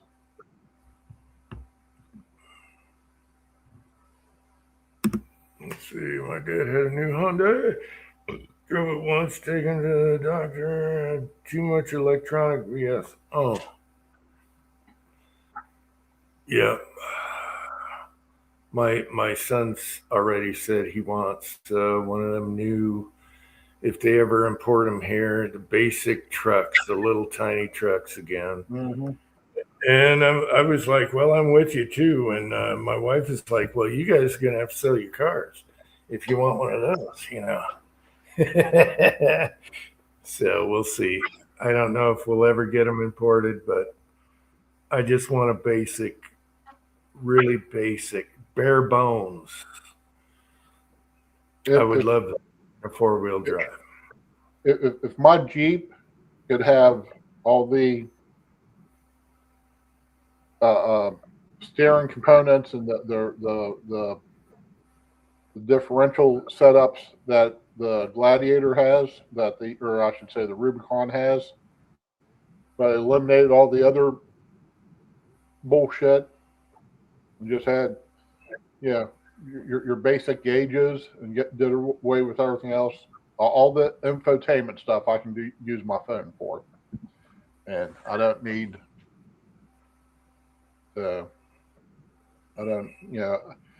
My truck has Wi-Fi built into it. What the fuck does it need Wi-Fi for? I don't use it. And if you do want to use it, you have to pay a monthly fee for it. Yeah. Patriot Paul, I think it can. I think it can happen because all the big trucks right now are having engine problems, including Toyota, and it's because they're trying to comply with all this new regulation, and Trump deregulated some of that. So hopefully, it will happen. I don't know. It's gonna probably end up with Rubio if he gets elected.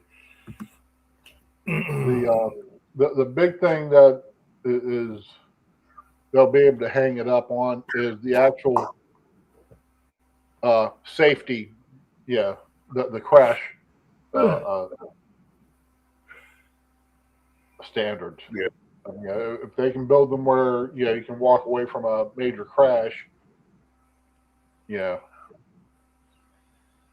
All right, Jag, I got to reply to this. I watched 2 videos today. I don't know why I clicked on them because I have car stuff. And 2 videos came up. One was an old lady that had a Ford Mercury Comet, and she had 450,000 miles on it. Original car since she bought brand new, and she'll never buy anything else. And that was great. But then there was another old lady that had a 57 Chevy that she's owned ever since she bought it in 57, but it only had 110,000 miles on it. So there you go. She never left the mountain. All right. But it was pretty cool to see those 2 old ladies with the original cars they bought and still driving them. The first one couldn't drive anymore. She got so old, she wasn't allowed. But she still has the car, and there's a couple offers out there that want to, buy her car. One is Ford wants to buy it, put it in a museum. And then they had the audacity to say, we're going to restore it and then put it. No, don't restore it. Leave it exactly how it was when she bought it. It was beautiful. A couple dings, big deal. Don't restore it, you dumbass. Anyway. The back to the zero weight oil. Last time we did Susan's oil change, we went to 5W full synthetic. So she's right around 60,000 miles. Okay, good night. Good night, Pat. Take care, buddy. We're probably going to close up soon anyway. Yeah, because it's getting close to bedtime anyways. And we're going to do church in the morning, and then I have to go to work in the afternoon. So let me know when you're ready to jump off, and we'll do the foof. Okay. Kenny didn't come back, but I'm glad Kenny came on, and everyone in the side chat, it was fun. Before we do sign off, though, earlier while I was eating dinner, you guys were talking about Spider Noir on Prime.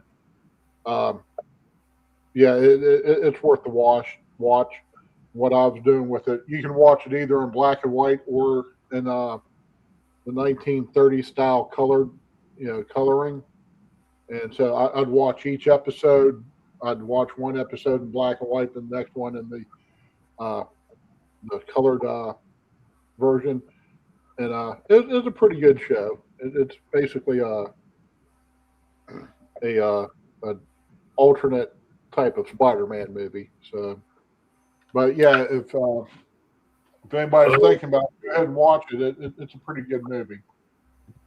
All right, so you're looking at the newest Spider-Man, because there's one that was a little bit older. I think it's on Netflix or whatever somewhere. Yeah, no, this is this one just premiered about 2 weeks ago or a week ago. Okay. And it's what I can't think. Nicolas Cage plays Spider-Man, so Okay. it's a pretty good story.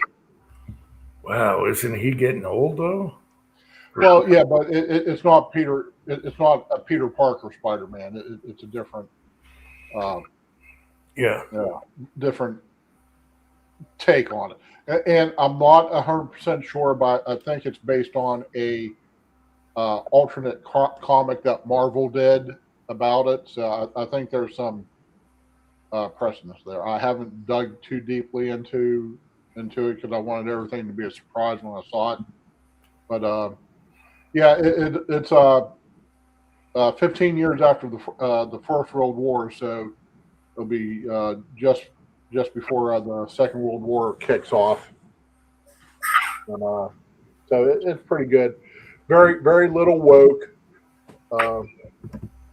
Yeah, it's just Nicolas Cage playing Nicolas Cage. And it's yeah. That's interesting. When I was a kid, my favorite was Spider-Man, and then Superman and Batman. Yeah. Those were my favorite, but Spider-Man was first. Same here. Yeah. I'm not a big superhero fan. I mean, I grew up watching the old Batman, the 1960s Batman and stuff. But the comedy. Yeah. And so yeah, I'm not a super geek about it. Even though I do like, and I've started reading comics again. The superhero comics, though, they sometimes get a little bit too. Yeah, Superman can fly around the Earth and cause it to spin backwards and reverse time. That's a little bit too powerful. I mean, I have no trouble believing a man can fly, but yeah, as far as the story goes, yeah, but it gets to the point where they're so powerful that nothing can destroy them. There's no, he's going to win in the end. You got to have some vulnerability, kryptonite, whatever. Yeah. And because of that, for that very reason, they've killed off Spider-Man, or not Spider-Man, but they've killed off Superman a couple times and had him basically do a reset, a reboot. Yeah. But yeah, back to the Spider North. It's worth the watch.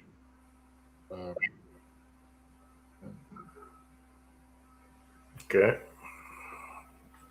But yeah. So. All right, Rollis. Thanks for coming on, No problem. and see you next week, hopefully. Probably, yeah. And so everybody have a good evening. And where are we at? Everyone in the side chat, I love you all, and we'll get ready for the AFOOF. Are you ready? Ready. Like people in the side chat, and AFOOF!